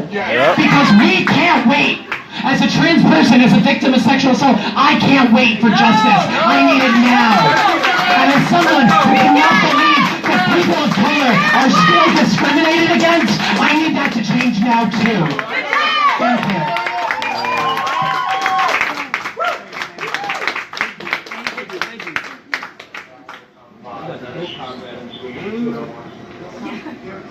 The mic's still open, y'all.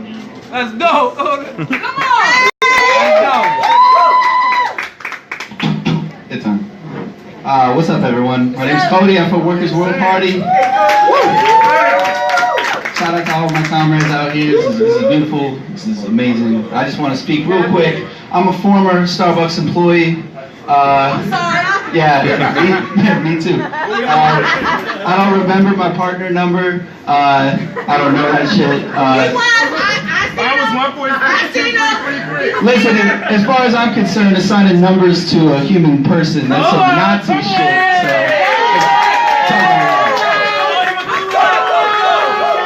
But I want to talk about fake liberal activism, Starbucks, and the absolutely atrocious relationship between Starbucks and the homeless population. As a Starbucks employee, I witness homeless people come into my store every day, because it was a place where they could get online. They could, you know, I would give them water, you know, whatever they wanted. They used the bathroom. I knew homeless people who had lists. They had notebooks of Starbuckses and where they were, and the bathroom code numbers. They had code numbers, just notebooks of them, just so that they could have a place to wash up and maybe crash, you know, if they didn't get caught by employees after they closed. You know, that's another thing. You wake up as a Starbucks employee, as an opener, you find homeless people in your bathroom, and you know, you just be like, hey, I get it. It's cool, you know. If you want to come back, I won't say nothing. But Starbucks has this interesting relationship as a mega corporation that a lot of others don't, as sort of this liberal bastion of activism, like it's some kind of like it's really a force for good, and they push that ideology so far down your goddamn throat. It's pathetic.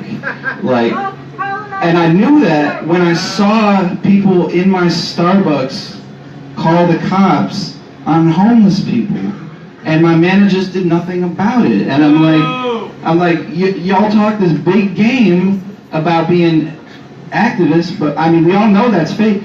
But there was never a more clear point when I knew it was all fake, when you see the relationship between the homeless. And let me tell you, if you're homeless and you're a black person, if you're homeless, you're Latino, if you're homeless and you're a woman, and this is another thing, they act like there are no homeless women. You see pictures of homeless people in the media, you see even the caricatures are all men. There are no homeless women. America apparently has a country without homeless women. Bullshit. It's ridiculous. It's ridiculous. You should be ashamed of yourselves, everyone in the media, when you perpetuate these stereotypes of homeless people. Homeless people are lucid, they are educated. They know more than you and me because they experience all this shit on a daily basis. If I want to talk to people in my neighborhood about homelessness, it's not a question of opportunities. It's not a question, of economics. It's a question of just being cut off from resources. Yeah. Homelessness is a very simple solution to solve. You give people homes. All these abandoned homes. Why you got one homeless person for every 6 abandoned buildings? Buildings, not just like rooms. 6 fucking abandoned buildings in Philadelphia got one homeless person. You could fix homelessness 6 times over, and you just don't do it. Homelessness is the greatest and most obvious manifestation of what capitalism does to human beings. That's right. Yeah. The proof is right there on the street, and they just tell us to ignore it. That's what they tell you about homeless people. They ask you for money, you ignore them. You have to ignore it. You're taught to ignore it. And if Starbucks, if you really cared about the homeless, and I know there are some employees at Starbucks that actually do care about, but if y'all cared, why don't you let these homeless people coming in the store, why don't you let them sleep here at night? Why don't you let them sleep here? You could and you don't. And there is no excuse, there really isn't. Except that you don't want to, because if you did, you would expose a huge link between the corporatism and the homelessness. And you can't pull the wool over, you know, you can't pull the sheet over yourself, off yourself, and expose yourself like that. Capitalism is racist! Absolutely. That's all I want to talk about. Thanks. Hey. So the mic is still open. Hi, my name's Ira. My father is Afro-Latino. He's a black immigrant from Central America, and I'm white passing in every sense of the word. My father is read as black in every setting. And when I was a child, he told me that he was really glad that I passed for white because it makes me safer. And I was a young child. That was the most heartbreaking thing, like, to hear. And it's definitely, like, to every white person, every white passing person, non-black people, it's our responsibility to come here, to show up, to do this work. This is our responsibility, to use our space to speak and to work and to fight, because we're not having to deal with this shit. I don't have to walk out of my door and be afraid that I'm going to get murdered for looking the way that I look. I am not afraid that I will come in here and sit down and be arrested. Like every white person, white passing, non-black, like this is our fucking fight. Like we need to do this shit. So yeah. Thank you. And still open the mic for people. So I used to work at Starbucks, like the comrade earlier who spoke. Sorry. I know. So for 5 years, I was a shift supervisor, and I had to open up this door. I had to be at the store at 5 a.m. And one of the things that they don't tell you is that for safety reasons, you can't open by yourself. So there were times in the dead ass of winter when my black ass, my black cold ass with no real coat on, had to stand outside of a Starbucks from 5 a.m. to about 5:30. If the barista didn't come at that point, I had to call the district manager or my manager, right? Stand out in the cold. And I actually was reprimanded and written up because my cold black ass decided to enter that store before the opening time because I didn't have anyone there to open with. That person didn't show up that day. So I know, so no one can tell me any story or narrative about how nice Starbucks is. No one can tell me a narrative about how friendly this environment is. It's not. And as someone who's black, queer, and pos, they do not support their employees with disabilities. And I will tell you that absolutely. I will tell you that absolutely. They don't care for people with disabilities. And that, yes, having HIV is a disability. If you didn't know, now you fucking know. That's right. So, I want to talk about, somebody mentioned homelessness, and I think it's important to talk about homelessness and how women are left out. It's also important to talk about Philadelphia. Philadelphia has the highest rate of young, homeless LGBTQIA people. 13 to 24 years old, trans, non-binary, questioning, bi,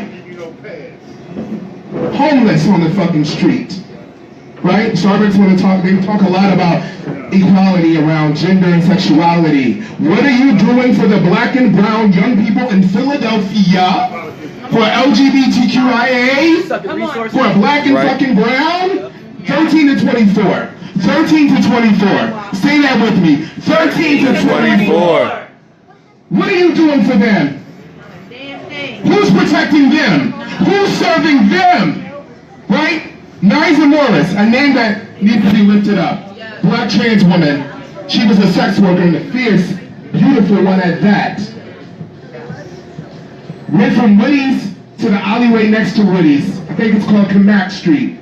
Right? Where sisters used to be. Kamak, correct? Yep. Drunk.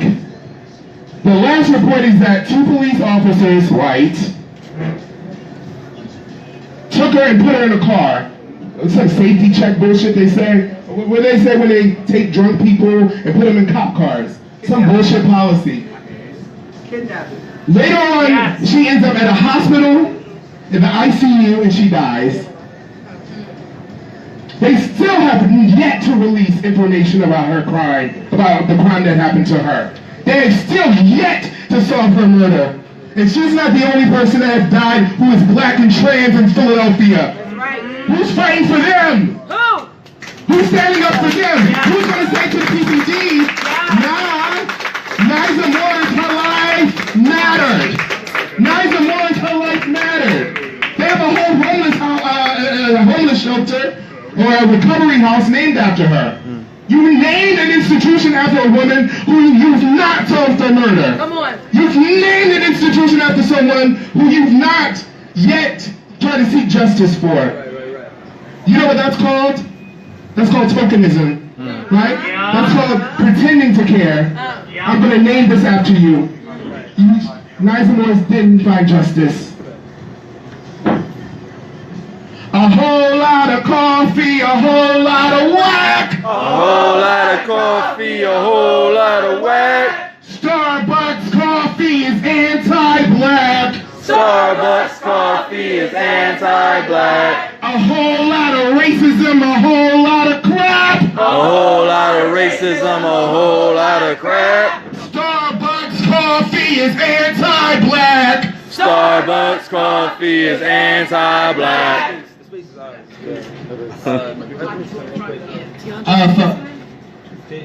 Real quick, for all the reporters, I would love if y'all could like keep the attention of the cameras at least up here, because we are obviously consenting to the pictures and all of that. If you want to take close-ups of pictures and people, and there's a child here in the space, I want y'all to be a little bit more careful. Got done like wild close-ups and shit. Nobody gave y'all like consent to do that. So if you could be a little bit more careful in the way that you're handling people. If they consent, then cool, do what you got to do, but at least ask or whatever. Y'all wilding out. They always wilding out.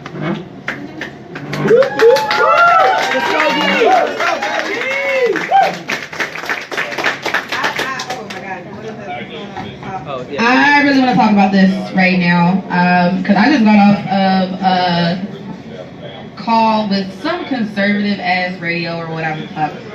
And you know, it's one thing to like, yes, we're definitely talking about race. Race is important. It's a social construct. It's systemically ingrained into our system. But let's be very clear.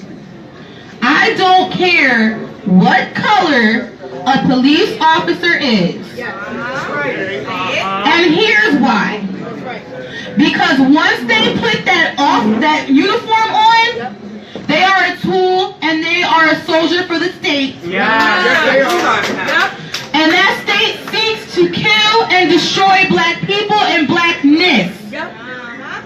And so you could be black, brown, blue, we can name Crayola colors all day. But you in that uniform? Nah, it's canceled. Because you're dangerous to me. You're dangerous to me.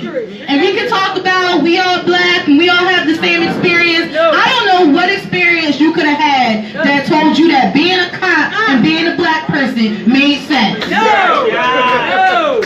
Black cop! Black cop! Black cop! Black cop! 20 years ago, there were no black cops. My favorite part of jail support is blasting black cop and watching the black cop sing every word. I know all the words to this shit, dog. Oh, wait, hold on. Every word. They know every word. So that tells me you know exactly what part you play in this system. You know exactly what you are. You know exactly how you are a detriment to black lives everywhere. And you still doing this shit. I mean, is the check that good? No. I don't understand nothing. No amount of blood money would make me okay with selling my community out in that thing. And they try to use that to trip you up, right? Because then they're like, oh, but not all cops are black. Some cops are black. Well, I didn't tell you to become a cop. I didn't force your hand to sign the contract. I didn't tell you to go through basic training, whatever the fuck y'all go through. But I would call it basic training because y'all are soldiers. Y'all niggas are soldiers, and you're an occupying force in our community.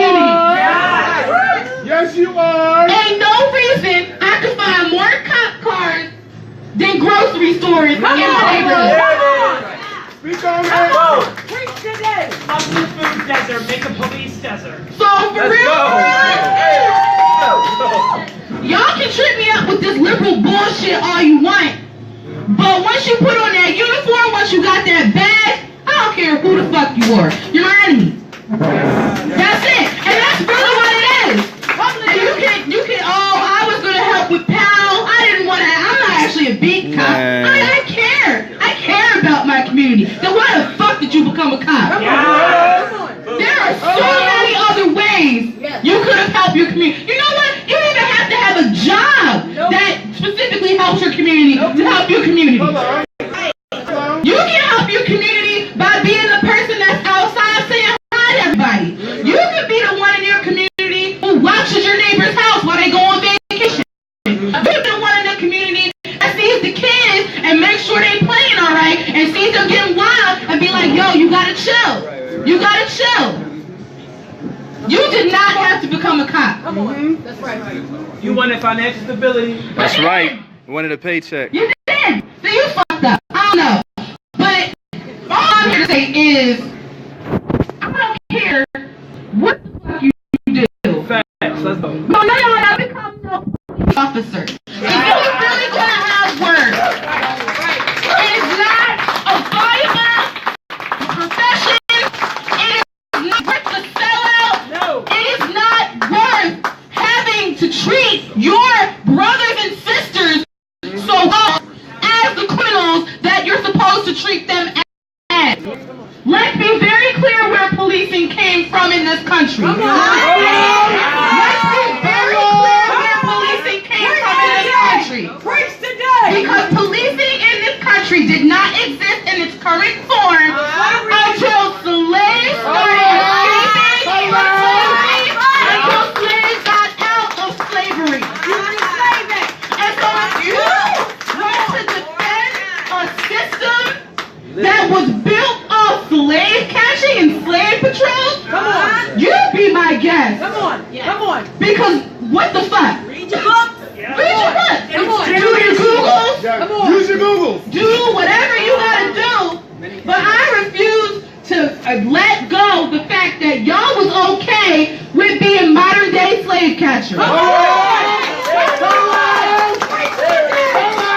This is not going to get on the news. I'm going to tell you that right now. This is not going to get on the news. I love slave rebellion too. They're going to find a whole bunch of cute stuff, some cute and liberal, and that's only focused on this store. But we said when we came in here that it was not just about Starbucks, and it was not just about this store. It was about white supremacy.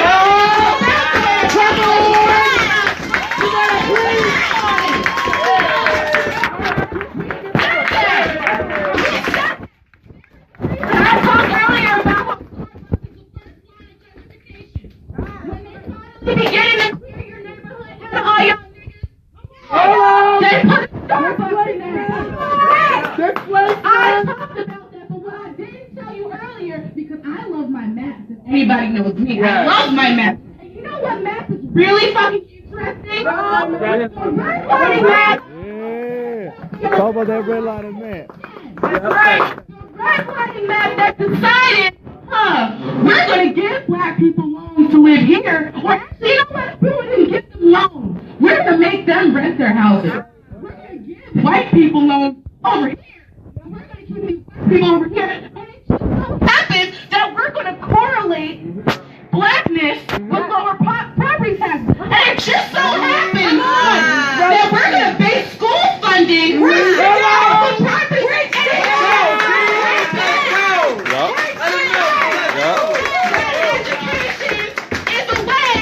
You can rise up and overcome. Oh my God, what a coincidence. All these black kids have no jobs and they have no education. And they have poor parents. It's almost as if that shit was on purpose. Let's go.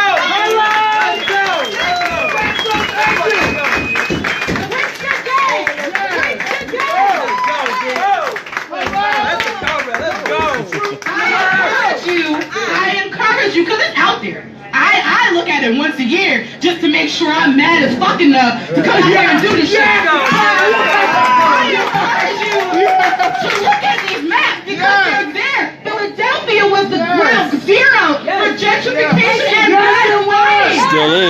You know University City over there Yes. was only created because Drexel and UPenn didn't want to be part of West Philly. Used to be the Black Bottom.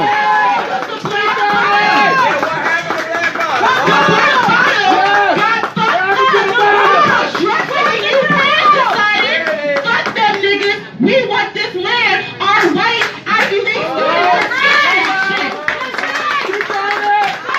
And they went to the mayor, and they was like, Mayor, we don't want to be associated with West Philly. We're going to create University City out of thin air, so we don't have to associate with them niggas. That's right. And then they bought up all our shit because we got red line. They knocked down University City High School, and they kicked us the fuck out. And if you think Temple is not falling right, you a goddamn lie. They made West Philly High Congo.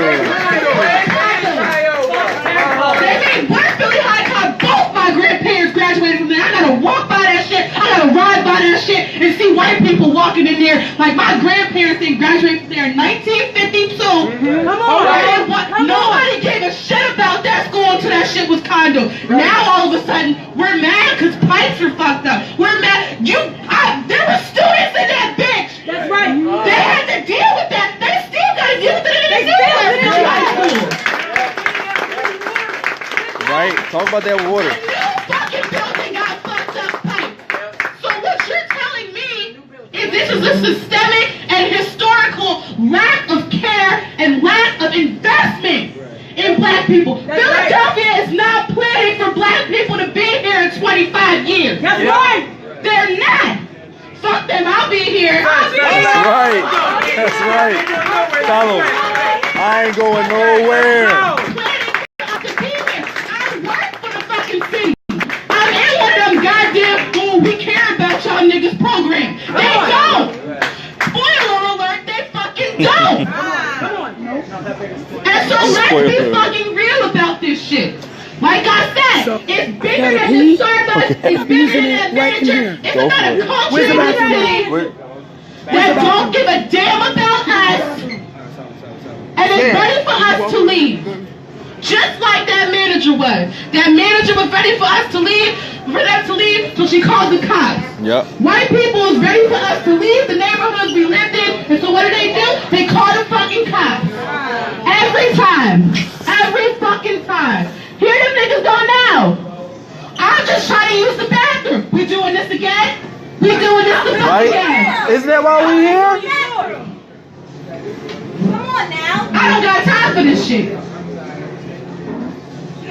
Use the bathroom for real? Come on. I don't got time for this shit.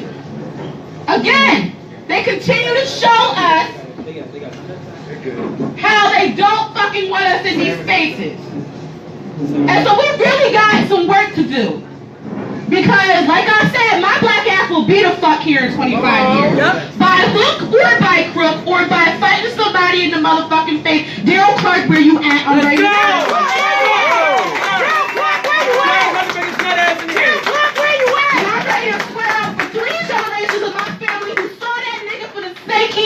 Look at the snake. He's done nothing for the black community. Nothing.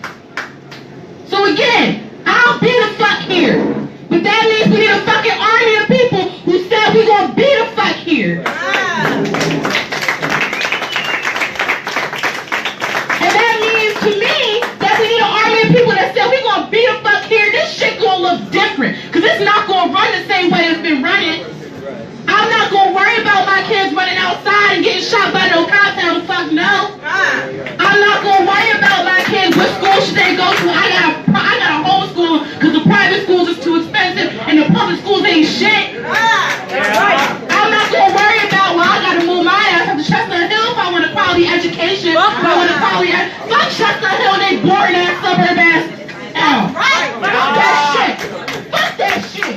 I want quality education right the fuck at 29th Manhattan before it gets gentrified. Before gentrification. So it's like that, right? We gotta be about it. It's about a total overhaul. It's about changing the way we even think about how we can live. It's about changing the way we believe that we can take care of ourselves. It's about believing in general that we can take take care of ourselves. Because we can. We're really fucking capable. But they tell us, oh, you need the police for everything and this, that, and the third. Nigga, learn how to talk to somebody. Right? They can't even do that. Learn how to fucking talk to somebody. Mediation models. Honestly. Community mediation. Learn how to talk to somebody. Learn how to actually relate to people.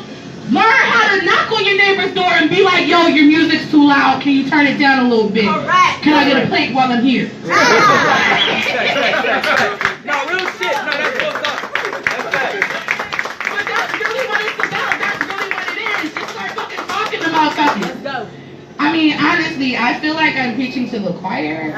Nah, you good. Keep preaching. Well, like, You got all day. I just feel like there's so many ways in which we do disservices to ourselves because we believe the indoctrination that we are not enough. Them niggas over there are there because they told us that we are not enough. I mean, and also because like they disenfranchise us from capitalism, Right. you know, poverty, all that other shit, whatever. But in the midst of that, they told us that we were not enough. That we could not rely on each other. They planted crack in the hood. One more time. People in the back. And the people in the back. Way back. Oh, for that camera right there, that is not going to get on the news, but whatever. They planted crack in the hood. Do you want to talk about chemical warfare? They want to talk about chemical warfare. We want to fuck with Syria. We had it in North Philly first. They had drugs up there, gassing people in Ferguson, Baltimore, and here for real. Because some niggas been gassed here.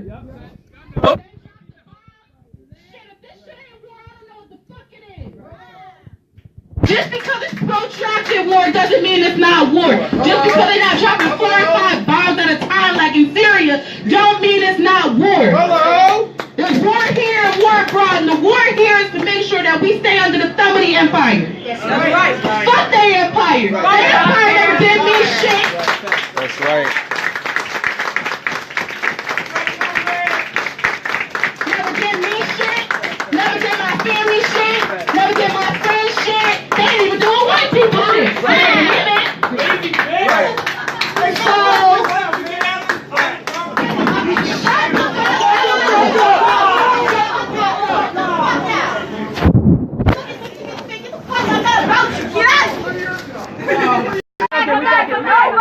shit.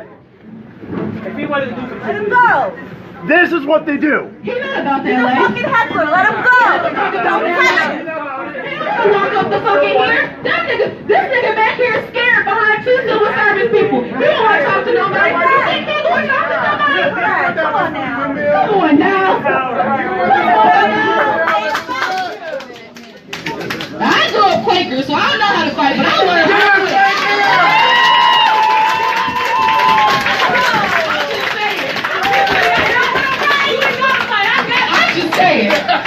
Listen, I get mad enough, I don't give a fuck. But like I was saying before I was so rudely interrupted. We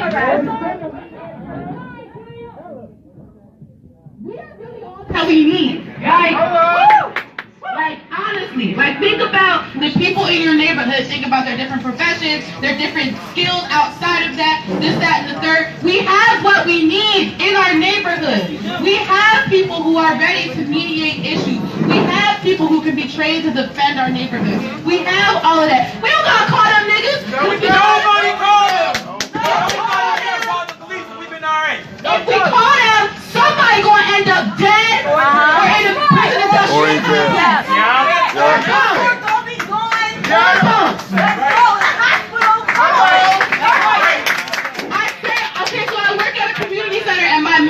Before I leave here, because they're not paying me enough, my main thing at this community center is we need to make this a no-cop zone. I don't give a fuck what you do. I don't give a fuck what you do at this community center after I leave. God bless you. I hope you do the best. But all I care about is that even you consider the fact that if you call the police in this bitch, it's a black community. Black children are there. You are putting them in danger. Yes! You are putting them in danger. Because police show up on 10. They show up on 10. They show up ready to arrest somebody, ready to be hostile.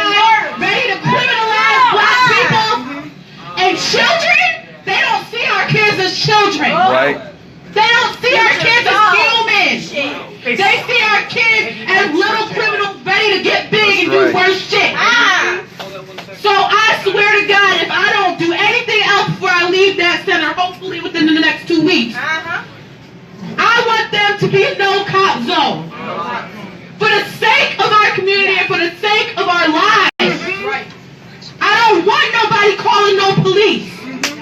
No. For what? For fucking what? Talk to somebody. Have a conversation. It's difficult sometimes. We're not necessarily taught how to actually have relation and how to actually talk to people, diffuse situation, and be in the middle of the situation and keep our head. I get it. But this is part of the call. Part of the call is for us to learn and be better in these situations. Yeah. So that we don't have to do this shit. We don't have to worry about every time there's an issue, somebody might get killed by us. Can we all do that? Yeah. Like, that's really what it is. Like, start creating a culture that says, I will not call the police. I will not, under any circumstances, call the police. It's fucking, it's like weird as shit coming from this, like, context to think about that. But it's some shit we actually gotta be real about. I will not call the police under any circumstances. Can we make that fact right now? And on top of that, like my comrade was saying, there are community mediation models that we need to start learning, studying, and implementing where we live right the fuck now. Right now. Because that's the alternative. The alternative is us. And that's what we need to build up. Cause fuck them.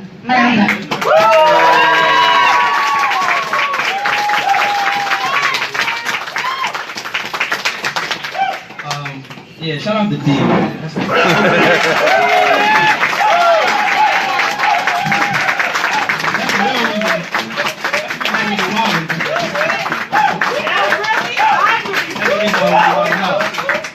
Real quick, I just want to contextualize like one further point for what D'Angelo was talking about.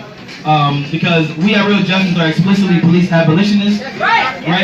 And facts, true, BBWC, police abolitionists. And I want to be really clear because D was trying to get this across to y'all about being realistically police abolitionists, right? This is a process, right? It don't happen in a day. So I'm not saying, I work with youth and I understand the circumstances that people feel pressure to call the police, right? The idea is to create as little circumstances as those as possible, right? Now, there are multiple ways to abolish the police. I'm not going to talk about all of them right now. Some of them involve certain tools, some of them don't.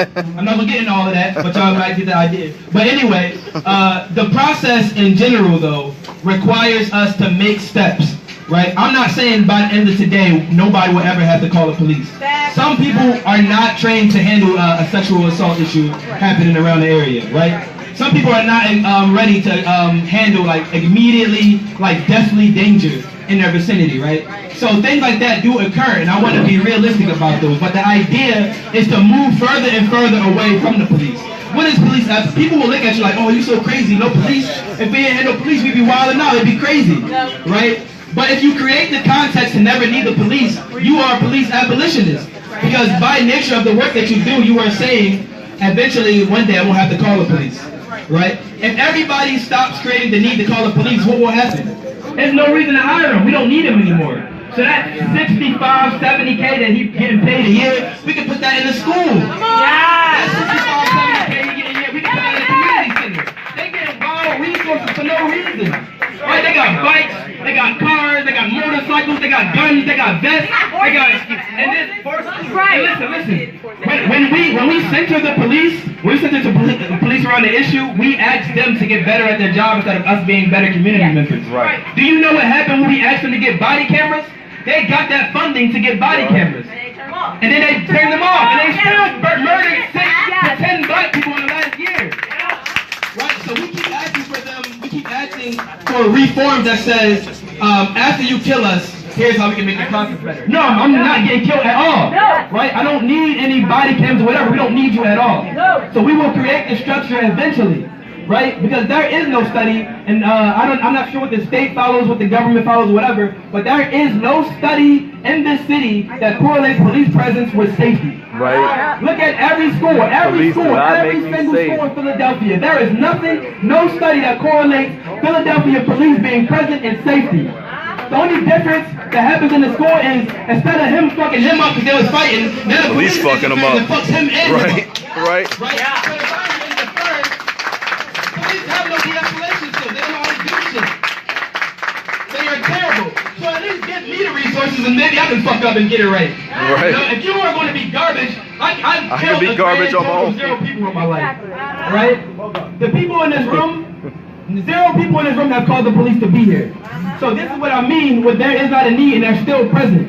Once we, by nature of the process, get rid of this so-called need, this idea of the need, we will be in a better society. Because I don't know, one thing police do is say, okay, this person may have been abusing this person, there's a conflict between this person, I don't know what the fuck I'm doing, so I'm gonna shoot both of them or both of y'all going to jail. That's what the police do. That is problem solving to them. So that's why when our people come from our communities and go into prison, they come out worse. Because if you was fucked up and the reason why you were violent or you were robbing was because of intense poverty or a mental health issue, you didn't go to police. When you went to prison, it didn't solve the poverty or the mental health issue. Made it worse. Yeah.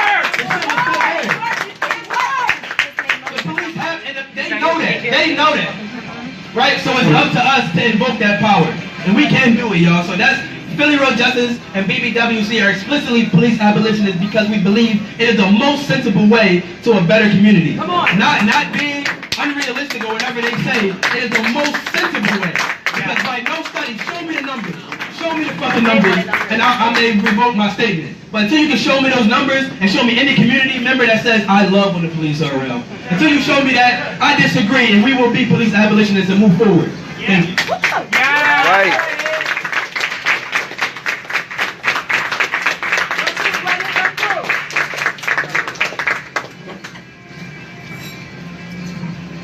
How you doing? I'm going to ask your attention for a couple of minutes. I won't be having a fervor that a lot of young folks have, but still, it's something very important. Number one, I represent 2 underrepresented groups in this room. One is black people. If you look around, you don't see a lot of black people. Other group is old people. You don't see a lot of old people. I'm 61. That's a problem. It's a problem. Okay? Don't say a lot of it, brother. The point I'm trying to make. Okay, so the point I'm trying to make is this. What happened with the 2 brothers the other day is a prelude. Okay, that's just the beginning of what happens. I personally, you spoke about David Jones. Last year, I walked from where David Jones was murdered to the Department of Justice. Okay, 3 weeks, march, 150 miles, and I'm going to do the same thing this year. And the reason is, we need to highlight these killings going on in our neighborhoods by these cops. Okay, along the way, I stopped off, did some protesting with Terrence Sterling's people and a few other people in the different cities from here to DC. Now, I heard someone get up here and say, you know, we want to see you at, I forgot what the brother said the name was, since y'all here now, we want to see y'all out there. Well, I'm going to just ask you if you could, on August the 7th, to come on out and take a walk with me. You know, the thing is, we got to use this platform, I think it went on. We got to use this platform productively. Okay, people are looking, people are listening. All right? And it's not just young people. We old people listening too. It's not just white people. We black people listening too. And why we ain't out there, I don't know. When I did the march, I got barely anybody to support me from here to DC. Maybe 10 people total. So I just want to say, while we have the platform, even though I'm not jumping up and down and hollering, but I know I don't have that youth in me like I used to. But the power is still there. All right? It's just solid power. Let's do it.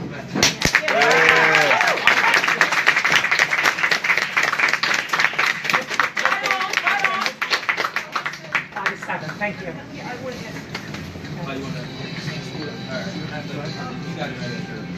Yes. Yeah. Thank you, sis. Hi, my name is Kathleen, and I've been working with stadium stompers lately. I just want to I'm from West Philly, okay? And, I mean, I think we all know this rule. Somebody's got your back. You know, you gotta have their back. And that's the thing with stadium stompers. I'm not from North Philly. I don't know nothing about North Philly. But I've seen what Penn has done in West Philly. Yeah. And North Philly is organizing because the stadium is really about gentrification. It's about block removal. And I see, I go like 47th and Woodland, and I don't see, there was a black neighborhood there. Yep. I know damn well. Yep. Not, it's gone. I used to live. South Street, black neighborhood, it's gone. Now, North Philly happens to be organizing against that kind of thing. West Philly should have done it. This is a point of honor. So if you're from West Philly, South Philly, Point Breeze, I think maybe we gotta watch their back and be in North Philly, Brandenburgs, stop the stadium, because it's about black removal. We gotta watch their back. As a West Philly person, I want to see West Philly watch North Philly's back, because it's about honor. It's about watching somebody's back. And you gotta do it, please. May 1st, 3:30, Brandenburgs. We gotta have their back. West Philly, please.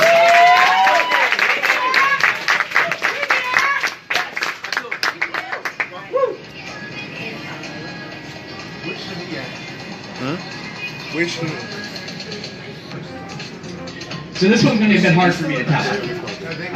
File it under not just Starbucks. So you go to the hospital, right? You go for a test. They knock you out for anesthesia. What do you expect? You expect to wake up, you know, be a little groggy, get some cookies, you go home. I went to Penn for a procedure a couple weeks back. I didn't wake up to that. I woke up confused, scared, told them this repeatedly. Instead of waking up to being taken care of, I had 5 between Penn security and Penn police on top of me. I am butt naked, fresh out of procedure. This mess went on for 45 plus minutes, most of which I can't remember. I'm only filled in because my partner happened to be there. The parts I do remember is some cop, security, whatever the hell, pig, either way, sitting on top of me in a wheelchair. The 5 of them holding me, you know, together, trying to get me in fucking handcuffs, butt naked. Not the right place for that. So you think, okay, cool, maybe they'll give you some drugs and calm me down. No. See, I'm a trans woman, and unfortunately, on my ID and all my documents, it has male and my birth name. So these assholes see that. Turns out they finally get pants on me. They roll me to the parking garage in a wheelchair, surrounded by police and security. In handcuffs. In handcuffs. In the middle of a rape flashback that I've been screaming about for God knows how long. 30-45 minutes. Screaming to get the men out the room, get the men out the room. I've got some asshole pig in front of me dangling handcuff keys like he's gonna let me loose. They dumped me in the car with no shirt on. They treated me... They didn't treat me good. They didn't do a damn thing. Out of that, I walked away with bruised ribs, 2 broken fingers, and PTSD that hasn't let up yet. You think the hospital's Penn is going to help you? It's another liberal bastion, just like here, just like fucking Starbucks. Yep. You think you go there and the security guards are going to take care of you just because, you know, you're white or you're privileged, whatever? Bullshit. Because when you're fucking helpless, these assholes are gonna fucking kill you. Because I know goddamn sure when I had a cop sitting on top of me in the fucking wheelchair, I was screaming I couldn't fucking breathe. This shit needs to stop. You need to be able to fucking go into a hospital as a black and brown person, a queer person, it doesn't matter who the fuck you are, and be treated with dignity and fucking respect. Because you know what? I know goddamn well if I had female on my ID, and Allison on my ID, I wouldn't have been taken out of there with no fucking bra and no fucking shirt and dumped in a goddamn parking garage. Cops should not be involved in mental health care. Yeah. Cops should not be involved in fucking health care, period.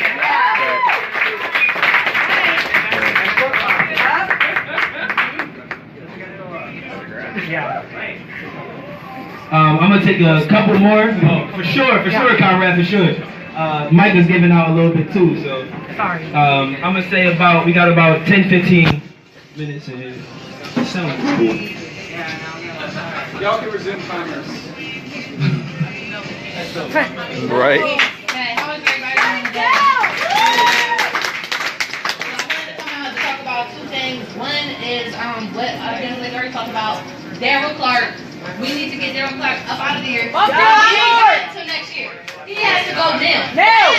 What happened right here in the Starbucks is going to continue to happen because Daryl Clark is selling our neighborhood to suburban white people.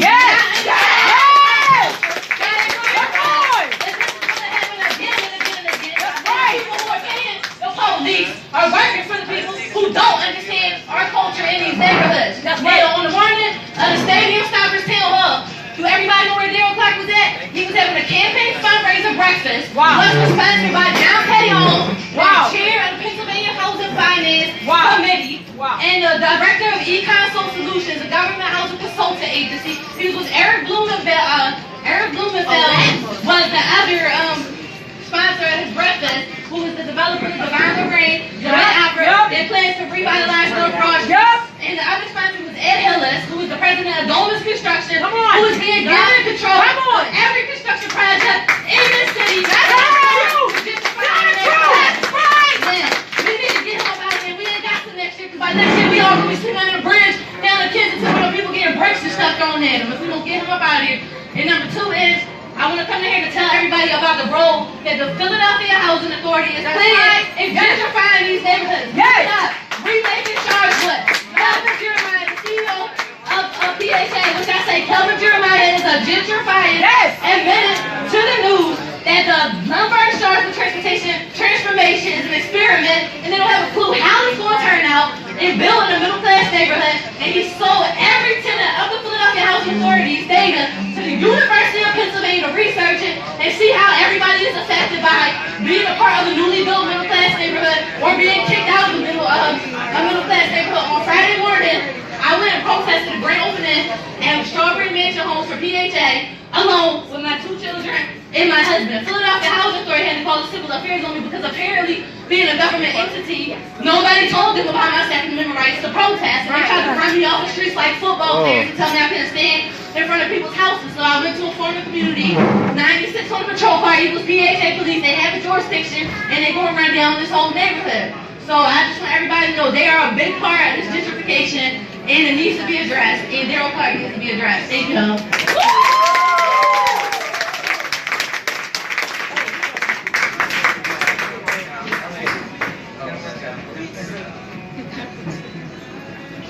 Anybody else?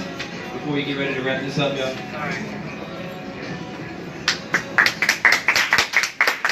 Alright, my name is Rocky, and it took me a while to come up here because I'm dead nervous, but you know, it happens.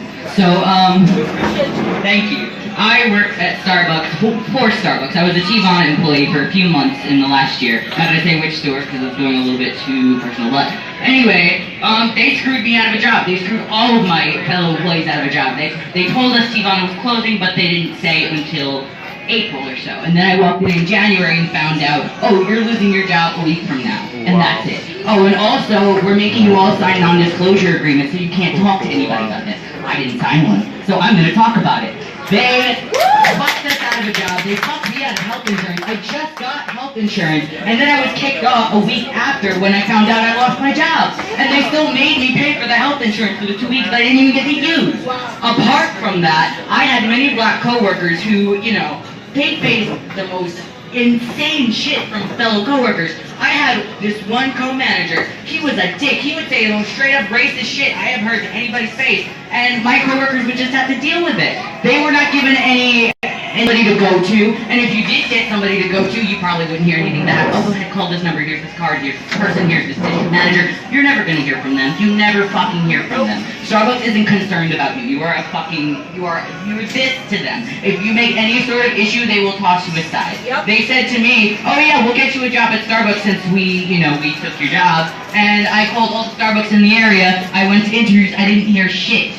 I think it's because I brought it to them many times that I'm a trans person, and every fucking time I went into work, I was constantly misgendered. It was annoying, especially because I made it very clear from the beginning. Anyway, that's my shit on Starbucks. To the employees back there, if you're still back there, I don't understand why you're caping for this company. They don't care about you. They're not paying you enough. They're not giving you any hours. I know that because they didn't give me any fucking hours. And I was supposed to be working full-time. You're not getting enough. And plus, Starbucks has this entire program made up to help their employees. You round up your purchases at Starbucks and it'll go into this fund. But no fucking employee I have ever met in the history of working at Starbucks, I'm talking hundreds of people, have ever heard of a dime going to any of them for this supposed help that's supposed to help them for medical care, for accidents, for injuries, for family stuff. Nothing. So anyway, apart from Starbucks, the police in Philly, I've only lived here for about 2 months now. I used to fucking couch surf on the main line. And let me tell you, the Starbucks out there are just as bad. I had one a friend worked at said that he had a customer come in and say that he doesn't want women making his coffee, he doesn't want black people making his coffee. So instead of the manager taking this customer out, this one that was obviously causing an issue for the people in the store, including the employees, they kick out these 2 fucking black dudes for staying here, for not doing shit. You don't even know if they were going to be a customer or not, but who fucking cares? They're sitting there. And, you know, the fucking Philadelphia police, like I said, I've been here for 2 months, I've already seen 3 black homeless people be confronted at, like, here's one off the top of my head, like a week ago, CVS. I saw him in there buying shit, and they still fucking cornered him out in, like, the little area in the front, asking him to leave, when he was fucking buying shit. What are you telling him to leave for? Because he's homeless? You disgust me. You absolutely fucking disgust me. I don't get it. And you see these cops here, they're standing here, they're listening to the people that they're supposed to be protecting, and they don't give a shit. They're talking amongst themselves. They don't give a damn about anything we have to say. They're not actually listening. There's one walking out the door right now. Bye. And you see all these fucking white. I've seen at least 5 people come in here since I walked in here, trying to get their coffee and complaining, oh, because they fucking ruined the cake and my stupid fucking macchiato. Fuck you! People are getting arrested in these goddamn stores.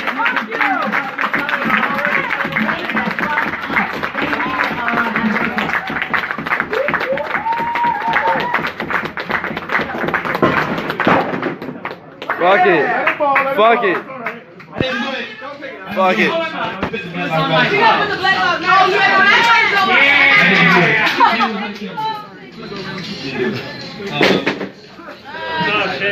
Alright, so we're gonna get ready to wrap up.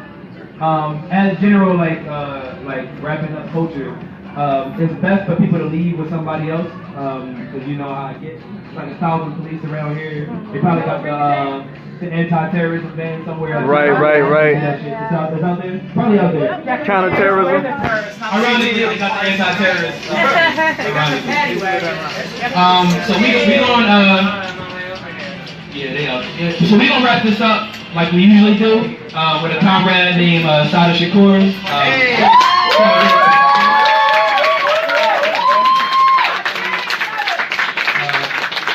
Y'all know how we get y'all 100% the first time, you know what I'm saying? Then we do it again, we do 200% the second time. Not less than 100%. That's solid, we got it? We got it? Yeah.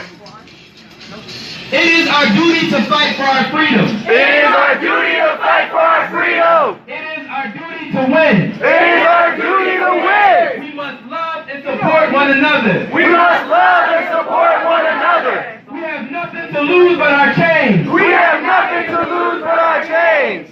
It is our duty to fight.